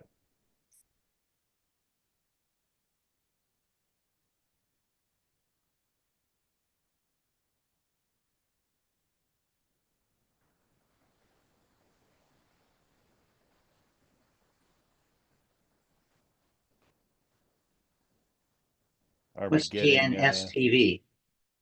what is that? GNSTV. What's that? What'd you say? GNSTV. It's on an icon on the screen here. Oh, I think that's one of the hosts. Yeah, that's one of the hosts. Is the Good News Station in Lansing, Michigan. GNSTV. Oh, good. And so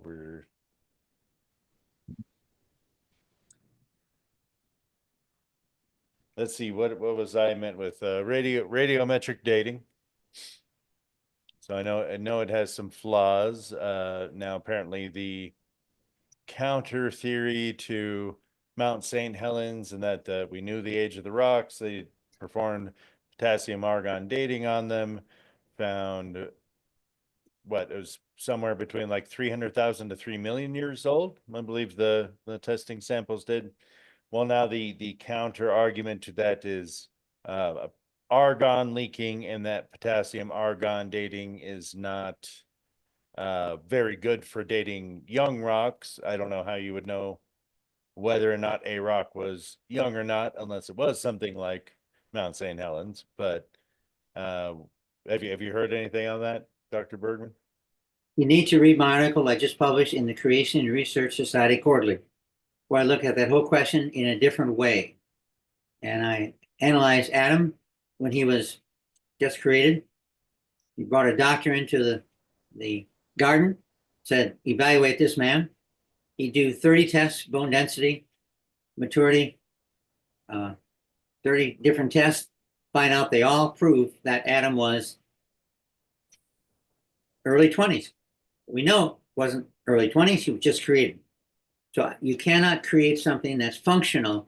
It has to look as old. It has to look either, some people don't like the word old, but when you create anything, it has to be functional. So Adam had to be functional to survive. You couldn't create a heart here and some cells there and some hair there. You had to create an entire functional body with blood coursing in the veins. Blood stops coursing in the veins for 2 or 3 minutes, he's dead. And so therefore, you have functionality, which is part of creation. And I think the same thing is true of the solar system. The same thing is true of the earth. You have function in creation because you have to. The earth cannot exist as just a planet floating around going nowhere. To exist as a uniform solar system, you have to have functionality, and that means the appearance of age. Some people don't like that term, but on the other hand, basically that's what it is. Things look like it's old and it's not. So that's how I think that's a better explanation, because it answers the science. It also answers the scriptures. So, but that's my creation theory, and that's already controversial. So if you get on the website, Creation Research Society Quarterly, I think you can, I should get a copy and send it around to people, but I have a copy of the whole journal, but I don't have a copy of the article. But What's the website? Wes has a copy of my article. Maybe he could send it out. And what is the website? It's, Creation Research Society Quarterly. They have their own website. The Creation Research Society has their own website. And it's in the current issue that just came out. I probably have a copy around here somewhere, but my problem is my computer has 800 megabytes of stuff, so I lose things. And then what do we have here? Says it's sort of more of a comment than a question, but so Dr. Bergman answered a question about Christian students attending a secular university, but the same question could be asked for Christian colleges. Most of them do not teach a literal creation. Very true, very true. Most colleges don't. In fact, when I was at Cedarville last year, one of the professors there did a survey of what most Christian colleges taught. And he found there was only, I think, 12 colleges that offered bachelor's degrees in an area like business, science, and so on. Only 12 colleges that accepted the creation worldview. All the other colleges accepted the evolutionary worldview. And so we're concerned about converting the evolutionists.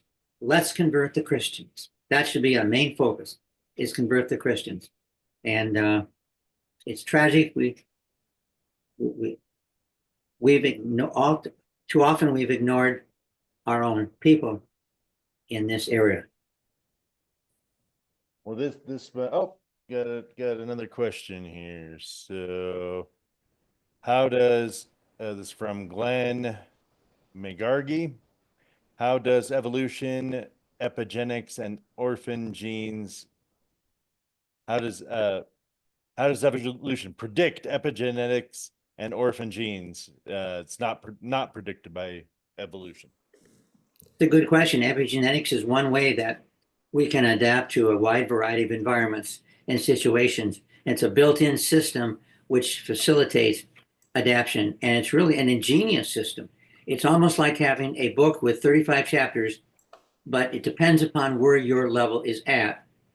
If you want to go into depth, you read certain chapters. If you want a basic outline, you read other chapters. So we have a lot of information in our genome, which is there, which can be used basically if epigenetics choose for some reason, and we're not sure exactly how this works, but if for some reason we want to use certain genes, they can be turned on by the epigenetic system, which is, or they can be turned off. And so epigenetics is an incredibly good example of built-in mechanism that produces variety. And evolution cannot explain epigenetics. They've tried and they've tried and they cannot explain it. And they use epigenetics to demonstrate evolution, but on the other hand, wait a minute. You've got to have the system first. It has to work first before it can produce changes. And of course, it doesn't evolve. It produces an ability to adapt to different environments. And so more work we do with genetics, we realize that the body has incredibly complex ways of adapting to a wide variety of environmental situations. It's genius. It's genius. It allows us to do that. I can take the one on orphan genes. Good. Okay, please do. And this is actually a good chance to test my slide, because this is one that probably won't, I don't have time to show it tomorrow, but I want you to hear, this is an interesting clip. It is by an evolutionary biologist talking to me. We're talking about the protein orchard. So let me try to share this and let's see if it works. So this is a good test for tomorrow. If I do have time, maybe I'll play it tomorrow, but let's give it a roll. This is about orphan genes. Just he doesn't use the word, but it is about orphan genes. On that, we agree.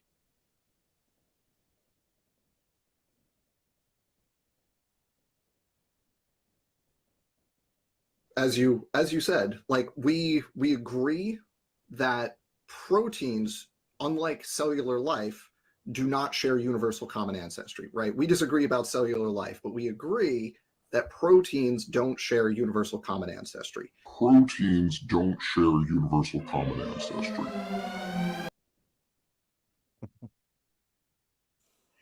So these orphans just like pop out of nowhere. And he knows that I'm going to challenge him on this. And he finally kind of said, I think you're right, Sal. All proteins just sort of, the major families just sort of popped into existence. Now, he doesn't think it's a problem for evolution. A lot of them just will admit it, that, they don't have a common ancestor for all the major families. I could see it in the bioinformatic databases. It's so blatantly obvious. And I just it's like trying to evolve in gradual steps. You can evolve a car battery to another car battery, changing the dimensions. You're not going to be able to evolve a car battery into a piston or vice versa. It's kind of the same way with the parts of biology. And so how do they explain it? So what Dr. Dan would say, he's a Rutgers evolutionary biologist, professor of biology. He'll say, well, new proteins arise all the time. And I'll say, look, I'll even grant you new proteins arise all the time, but not the level of complexity of certain the ones that I study, because I ask you guys how these things evolved and you don't have any answers except you do some sort of phylogenetic reconstruction and give it assign a date, but that's not an explanation in terms of physics, chemistry, and probability theory. But you heard it from the horse's mouth right there. He admitted no common ancestry, and just like, well, where did they come from then? And it was like, well, they just arise. They just arise all the time, and just like, yeah, show me experiments. Let me mention something about Dr. Dan. He is one of the brave souls that's willing to debate us. I have been trying to get someone to debate me for 20 years. I've failed. The atheist group in Indianapolis, by the way, they contacted Richard Dawkins, and they said, he'd like to debate me. Fine. So Richard Dawkins wanted a copy of my resume before we debated. So I sent a copy not to Richard Dawkins, but to the atheist group in Indianapolis. They sent it to Richard Dawkins. Richard Dawkins emailed the atheist group in Indianapolis. They emailed me and said the debate's off. Yeah. The reason was they didn't want to give creationists credibility. That's why. And to me, that's of course an excuse, but so many evolutionists, I would say the majority, are not willing to debate us. And so Dr. Dan is really brave, and I appreciate that. He's a nice guy too. That's part of it. Yeah. And so he is willing to debate us, and that's what we need, and that's good.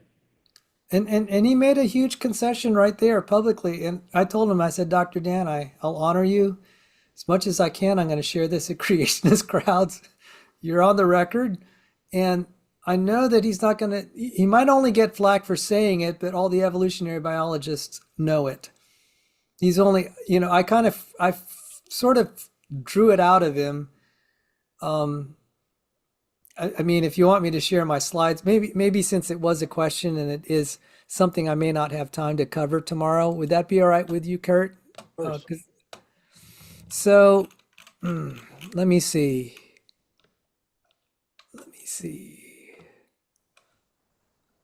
So I'll share my slide again. And I'm sorry about that, but sorry about the noise. No worries. And it's hanging a little bit. I'll try to fix this. Let me try to fix it. All right. So let me share let me get this screen share going. So this began when I was doing a paper with Dr. Sanford. We archived this in the Chem Archive. And that's when I really started learning protein chemistry.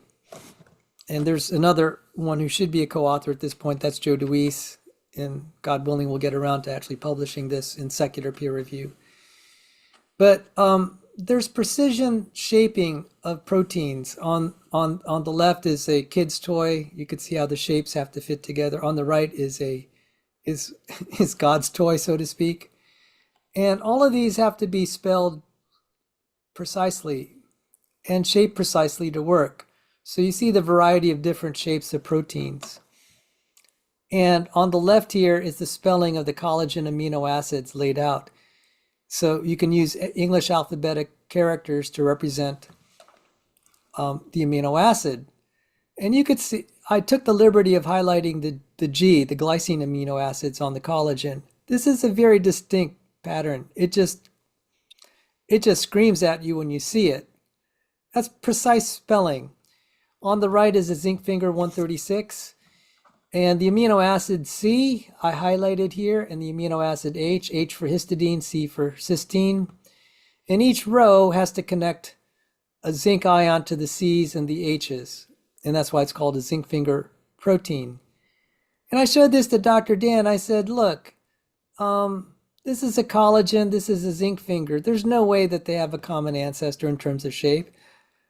You can't gradually evolve this and this from a common ancestor. He said, yeah, I think you're right about that. He said, I'm not a protein biologist, but I think you're right. That was 4 years ago. Over time, he was like, yeah, that's definitely right. So if you look at parts of a car, they're all shaped differently, have different functional roles. Now, if you have a car battery, it's not too outrageous to think of evolving a car battery to another car battery. You could just change the dimensions, right? A little bit wider here or higher there. You can evolve a piston to another piston, but you can't evolve a piston into a car battery. And likewise, you can't evolve a topoisomerase into a potassium ion channel. And so there's no homology there. And at that point, Dr. Dan caved. So there you have the basis of that argument. I hope that helps you. That didn't answer the epigenetic one, but it's kind of along the similar lines. You need to have so many well-fitting parts. I showed the double-stranded break repair once you get chromatin that makes epigenetics possible in eukaryotic cells. And I said, how do you go from a bacteria that doesn't have chromatin to a eukaryote that does? And the eukaryote has to have a double-stranded break repair. I showed the diagrams of the complexity of double-stranded DNA break repair. That debate was over in 30 seconds.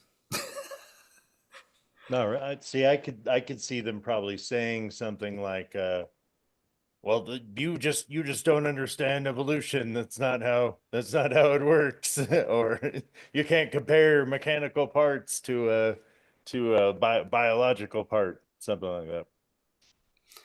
Yeah, that doesn't get very far, you know. I mean, they'd rather just not talk rather than just dig holes, unless they're really idiots, which there are a lot on the internet. But the people like Dr. Dan, it's like, no, he's not going to risk saying something stupid. He'll just cave when he knows I got him, you know. Well, Sally, if you feel willing, if you could share some of the slides, that would complement some of my presentations, and I will give you full credit. Oh, thank you. Done a good job. This is the kind of stuff we need to get into churches because the average sixth grader could easily follow what you're saying. Well, it took a lot of effort. Let me just say that took days. I said, how can I make this accessible, because it's so hard, and strip out, you know, a lot of the molecular biology and biochemistry, and say, just, you know, that's why I like the kids' toys. I had to search for about an hour to find these kids' toys. I said, the kids can understand this. Yeah. And that's good. By the way, the gentleman who asked that question, thank you. That was Glenn. This is why random mutation is usually bad. When you change the shape of functioning parts randomly, that's usually not good. You're going to have a very hard time evolving something that is shaped one way, like say a potassium ion channel. You're probably going to break it first because it has precision down to the angstrom, or actually subatomic level, not subatomic. It has to be less than the radius of a potassium ion. That's how precise this is. We can't mill anything to that degree of precision. And so that's why random mutation is just, you know, people were like, we have all these studies. And I said, there's a better way to say why it's bad. Just look at car parts. Just randomly change the shape of car parts. If you know, you might be able to randomly change seats, rip them apart, okay? And that's usually what the evolutionists will say. They'll cite examples where you could damage something. But damage something that's really critical, like an ATP synthase, potassium ion channel, anything that needs very precise connections, it's gone. And an engine is like a mechanical engine or mechanical engineered parts. The protein synthesis and things that you're starting, that is much more complicated even than something like an engine, which does require a lot of precision. You misshape a piston, what happens to the engine? Like, it starts misfiring, it doesn't right. So every part on an engine needs to be specific to that vehicle. You couldn't put a Honda valve in a 8-cylinder truck. That wouldn't work either, right? So, and we're talking something much more complicated and precise when it comes to these molecular structures. What has changed in the argument in creationism and also intelligent design in the last 40 years is we have so much more data. We can actually visualize these things with electron microscopes or other, X-ray crystallography. Genome sequencing is 1 million times cheaper. Just think about that. Instead of, I can't do the figures in my head off the top, but it costs $3 billion to sequence a human genome. It's probably could be done for less than that, $300. I mean, or $3,000. Now that we're able to sequence things, and I'm going to make that point, we're seeing, we're seeing the effect of devolution. It's so blatant. We're seeing the effect of mutations. We're seeing it's so difficult to evolve one major protein family into another. This was actually maybe even, 30, 40 years ago, people actually thought you could just have one functional protein and it's going to diversify. And some of these origin of life researchers with their, it's like, we can evolve we got a functional protein. It's going to evolve into all these. I'm just like, no, it's not. I got Dr. Dan I can quote too. So, I mean, this is why the origin of life problem is, this protein orchard also applies to origin of life. It's like, well, big whoop, you found one way to make one protein. It's not going to evolve into all the ones you need. Hey, could I say something here? Mm-hmm.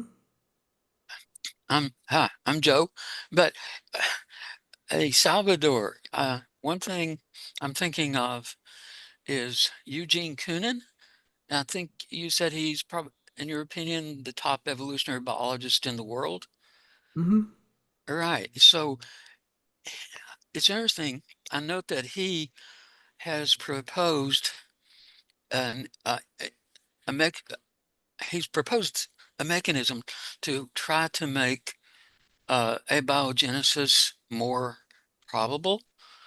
And he seems to admit that in the entire universe, the probability of it happening anywhere, not just on one planet Earth, is so low that he invokes this mechanism, which is an infinite number of parallel universes.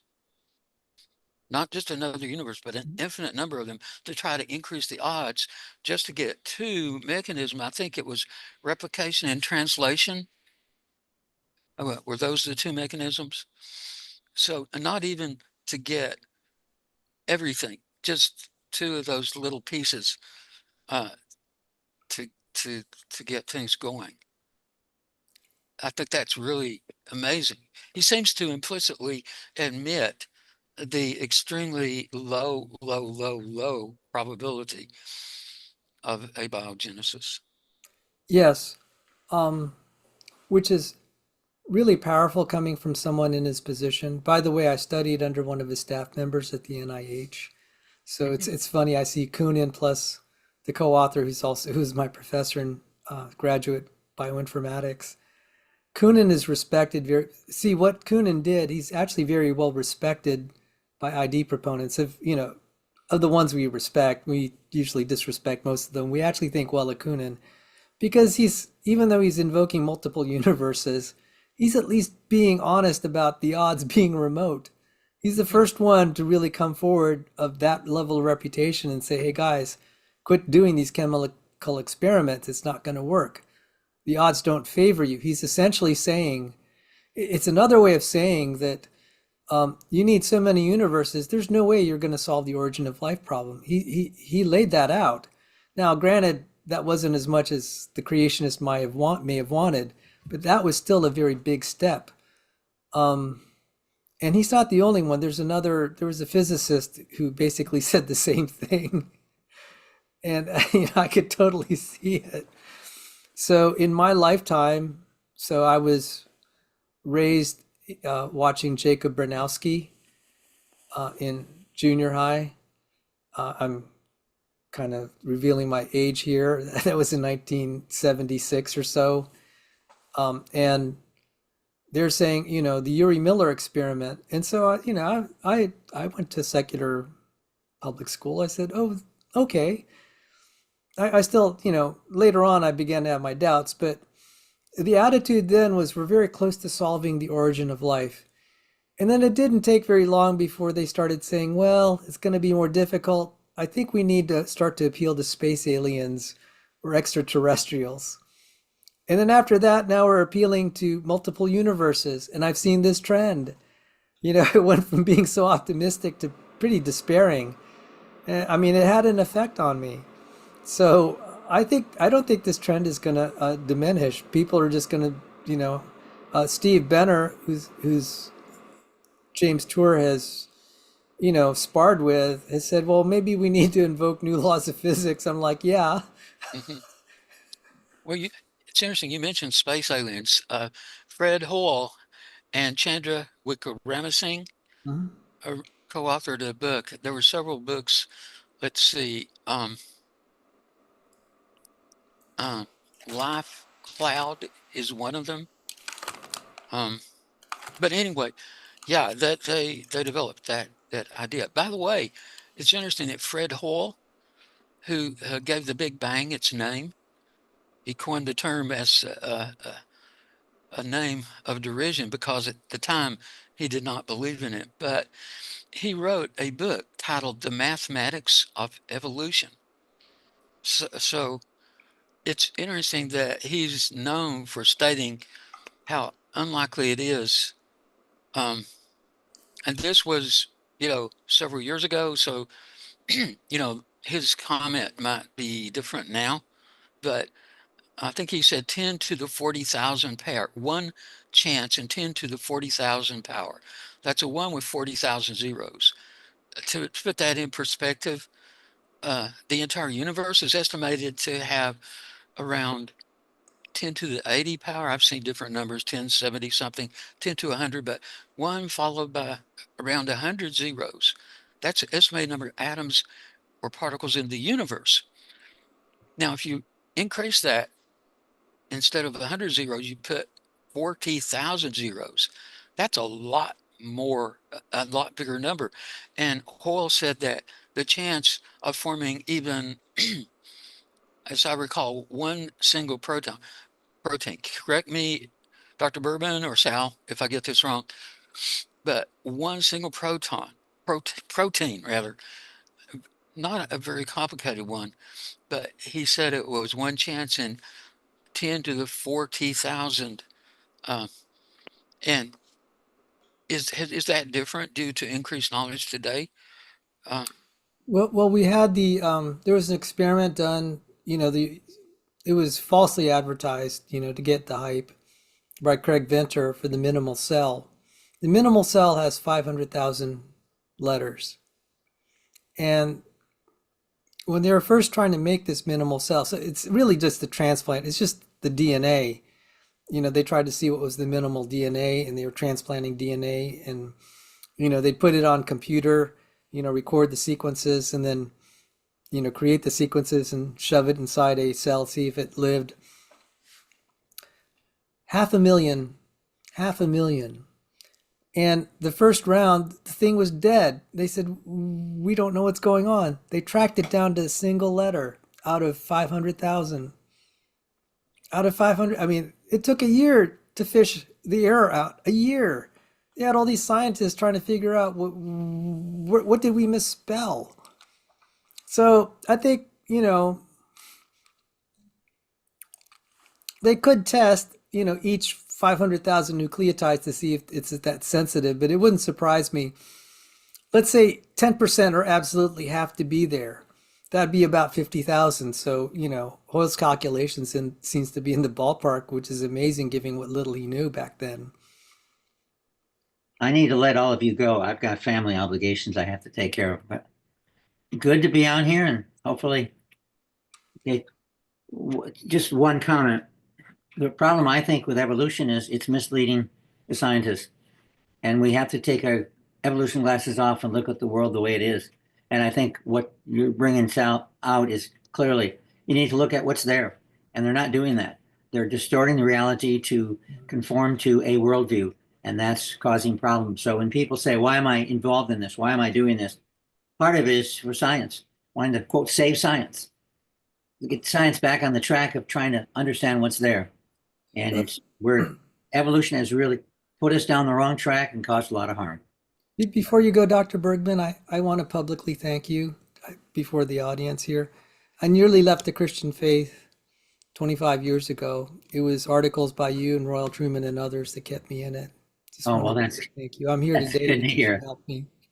Okay, that's great to hear. Yes. I thought Thank that you, would mean Dr. something Bergman. to you. Well, thank you. Yeah, thank you, Dr. Berger.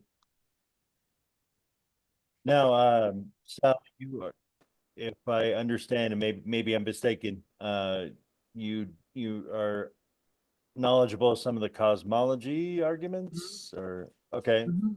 So one thing I've found that let's say someone like Hugh Ross, and nice gentleman and all that, but of course he's older. The big reason for that is because of the light traveling and the speed of, assuming the speed of light is constant and the nearest stars are billions of light years away, that whole argument, what would be your counter to that?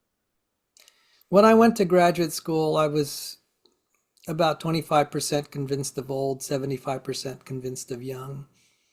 And exactly to this day, that problem is unresolved, in my opinion, despite what Jason Lyle says and others.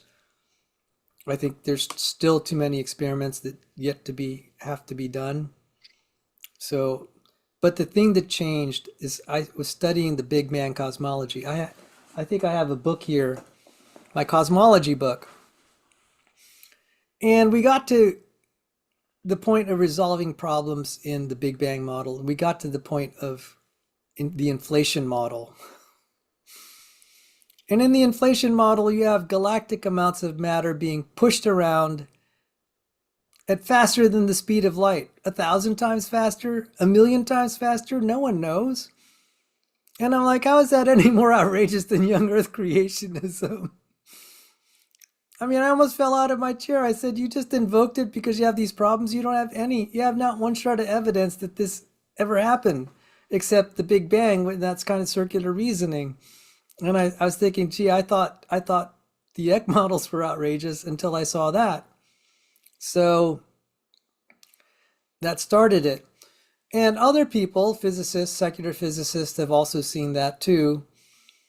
And they started proposing variable speed of light. And I'm just like, okay, so it's crank science if young Earth creationists say, well, the speed of light could have been variable, but it's accepted science if you have variable speed of light to defend the Big Bang model.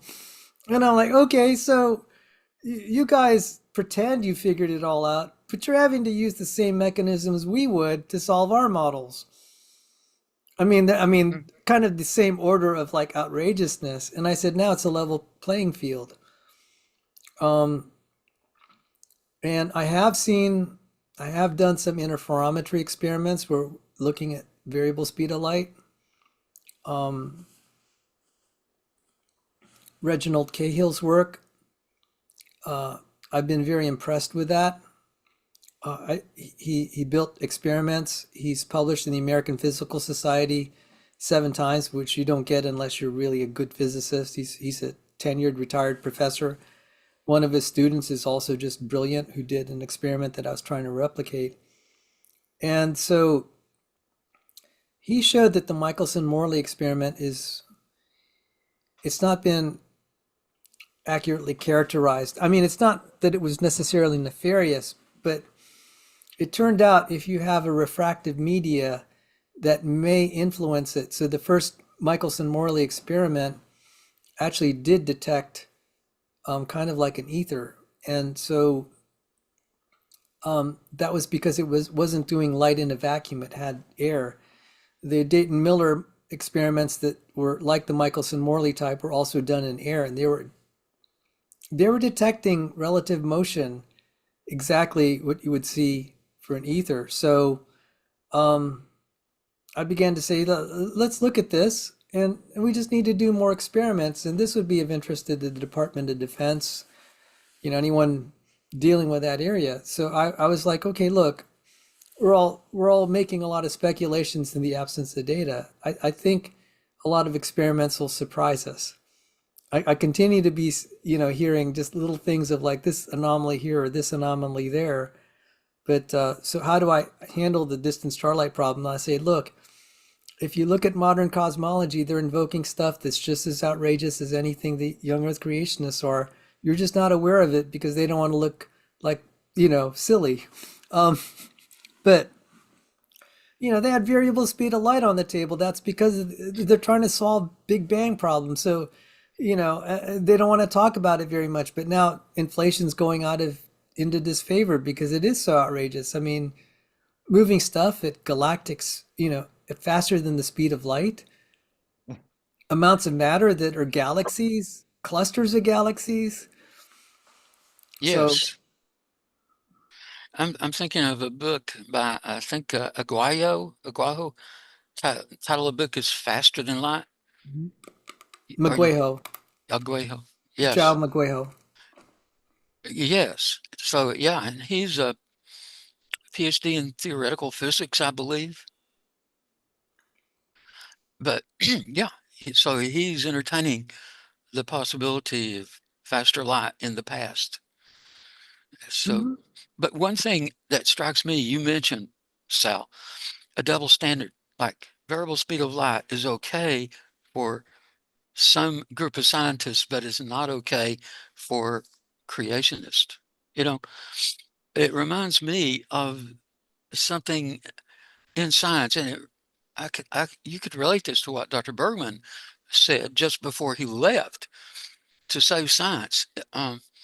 that there's the double standards, the bias, and I think the quote of Max Planck, the father of quantum mechanics, you know, who which says that we don't get new science because of the evidence. We get it because eventually the scientists with the old theories eventually die, and then new people come along.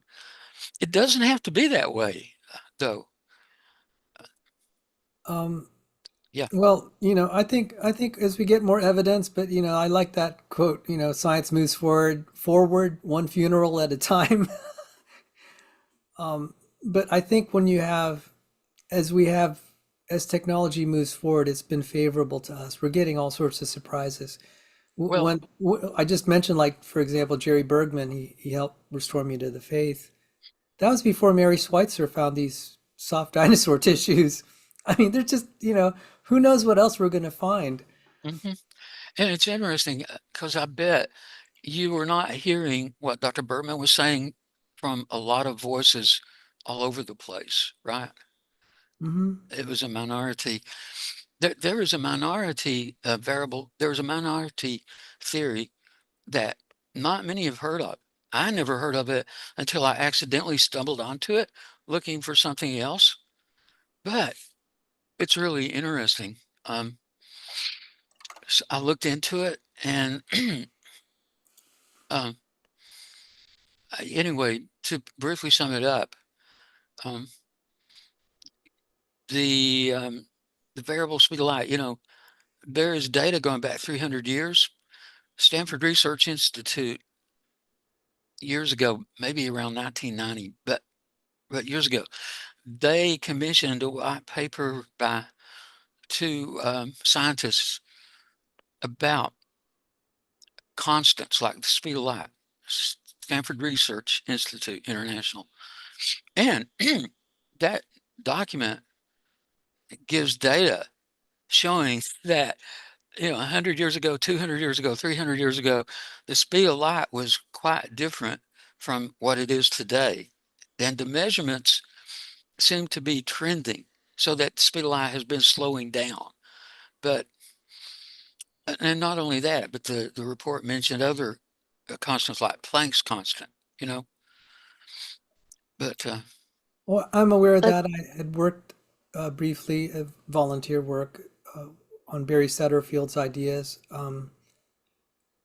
I don't accept most of them at this point. I still regard him as someone I appreciate who came into my life. I think the mechanism, I mean, we need to have we need more experiments. And, I really want to see more interferometry experiments done with refractive media. And so well, we might be able to actually affect the speed of light in vacuums. We'll see. I've seen some papers to that effect. If you could change the 0 point energy, and who knows? I mean, Barry Setterfield was probably onto something, that there could have been changes in the 0 point energy in vacuum space.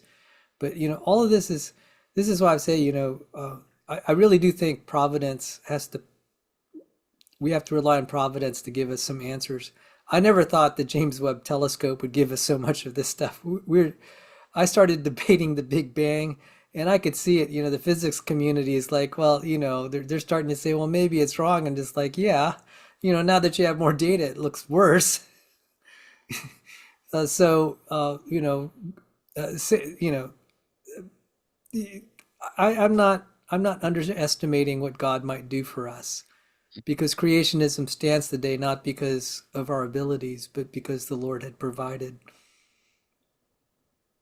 Well, I'd say that the secularists believe that nothing exploded and created everything, and they believe that all life came from rocks and rain. So if they want to call our views ridiculous or absurd, kind of back at you. Yeah. I mean, I'm confident that life was created. Trying to actually solve the distant starlight problem, I think, is going to be the last frontier. Some of the stuff with radiometric dating I'm working on, I have a very unorthodox view. of it. I'm the only one that's promoting this, but I'm just like, well, there are actually experiments now that are changing nuclear structure at low energies, and tens of millions of dollars is flowing into this quietly. Your taxpayer dollars are paying for some of this research. So Well, none of God's that surprises providing. me. Not now. Guys, Taxpayers. we've got a few questions here in the live stream chat. Belinda says, Dr. Bergman made a great point. Adam was created to be 20 years old because his body had to be functional. Couldn't stars have been created at 1 million years old to be functional, produce our light?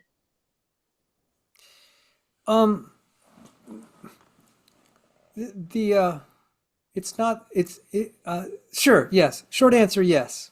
Short answer, yes. But it would look maybe like it's 1 million years old, but that's, arbitrary and based on the tons of assumptions. And there's good evidence it's better to create a star than try to evolve it. There are problems in being able, they think all you need is gravity. It's like, well, it could be a little bit more complicated than that. We'll see.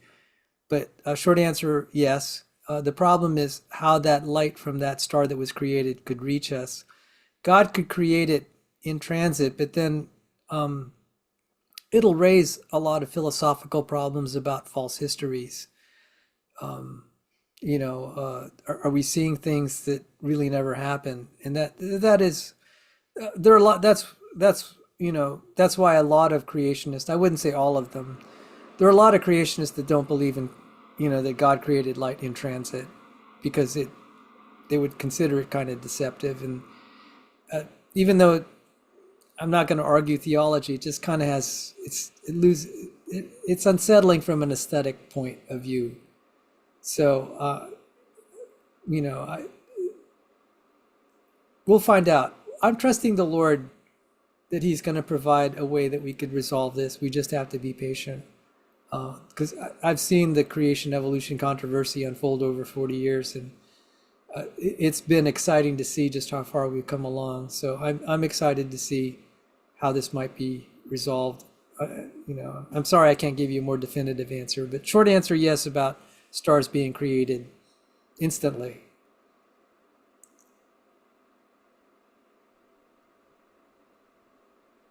Well, were there any other questions, Crystal? There's only one more I see here. Why do evolutionists ignore sea fossils mixed with land and large fossil beds?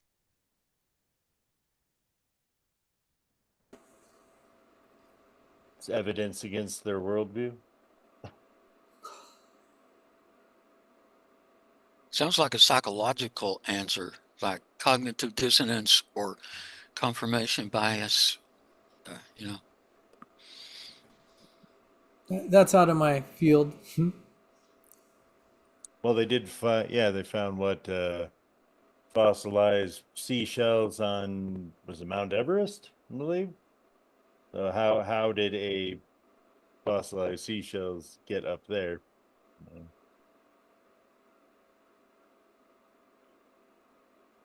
Do we have? I think that's it for the questions, but Sharon made a nice comment here. She said, Russ Humphrey's idea that God may have stretched out time along with space and stars. The Bible repeatedly says he stretched out the heavens. Interesting stuff. Yeah, he said, let there be light, and there was light. So certainly possible. But then you're getting more into the, like, we can't really scientifically test miracles because miracles are supernatural. Science only measures and tests material natural things. So even something like someone being miraculously healed, which happens, there's no scientific explanation for it, or at least they haven't been able to do that. So when it comes to miracles, it's the resurrection, walking on water, controlling the storms, all that. That does get more into a theological argument. However, there is a secular presupposition that miracles are impossible. And to me, if Genesis 1:1 is true, then everything else that follows in the Bible is at least possible.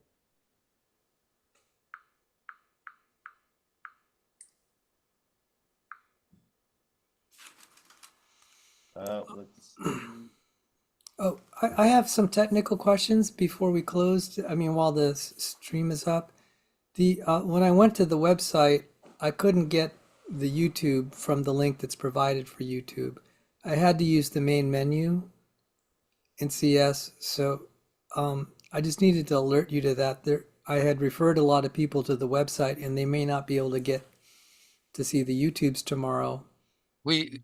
Thank you. We know now about that. And the link for this session earlier today was taking people into the Twilight Zone, nowhere. But that is fixed now. So thank you for telling us about it. Yep. Yeah, we did fix that. Thank you so much. And then you will be presenting tomorrow. So I mean, I And we guess with that we can wrap everything up, but I'll just announce. So anybody who is watching, tomorrow we are going to be having Doug Sharp, Dr. Rob Stadler, Fred Williams, Sal Cordova, who you've got to hear a bit from tonight. You have Dr. Joel Brown, Dr. Aaron Shoulders, and then Dr. James Tour is finishing up. And then we will be, just like we did tonight, kind of having this both Q&A and discussion panel. That's how we'll be finishing up tomorrow night. So please join us, like and subscribe, put it on your calendar. We'd love to see you tomorrow, and I hope this was a blessing to you all. Again, this is the Creation Summit 2025, and we'll be doing more in the future. Kurt, Thank you, everyone. before we go, just about the link for tomorrow. The link on the website currently may not be working, probably not, but we hope to have that working before the tomorrow's session starts, which will be starting at 9 a.m. California time, Pacific time, and 12 noon Eastern time. So by that time, we hope to have the working link on the website. Man, well, God bless you all, and we will see you all tomorrow. All righty. God bless. Thanks, God everyone. bless. Thank you.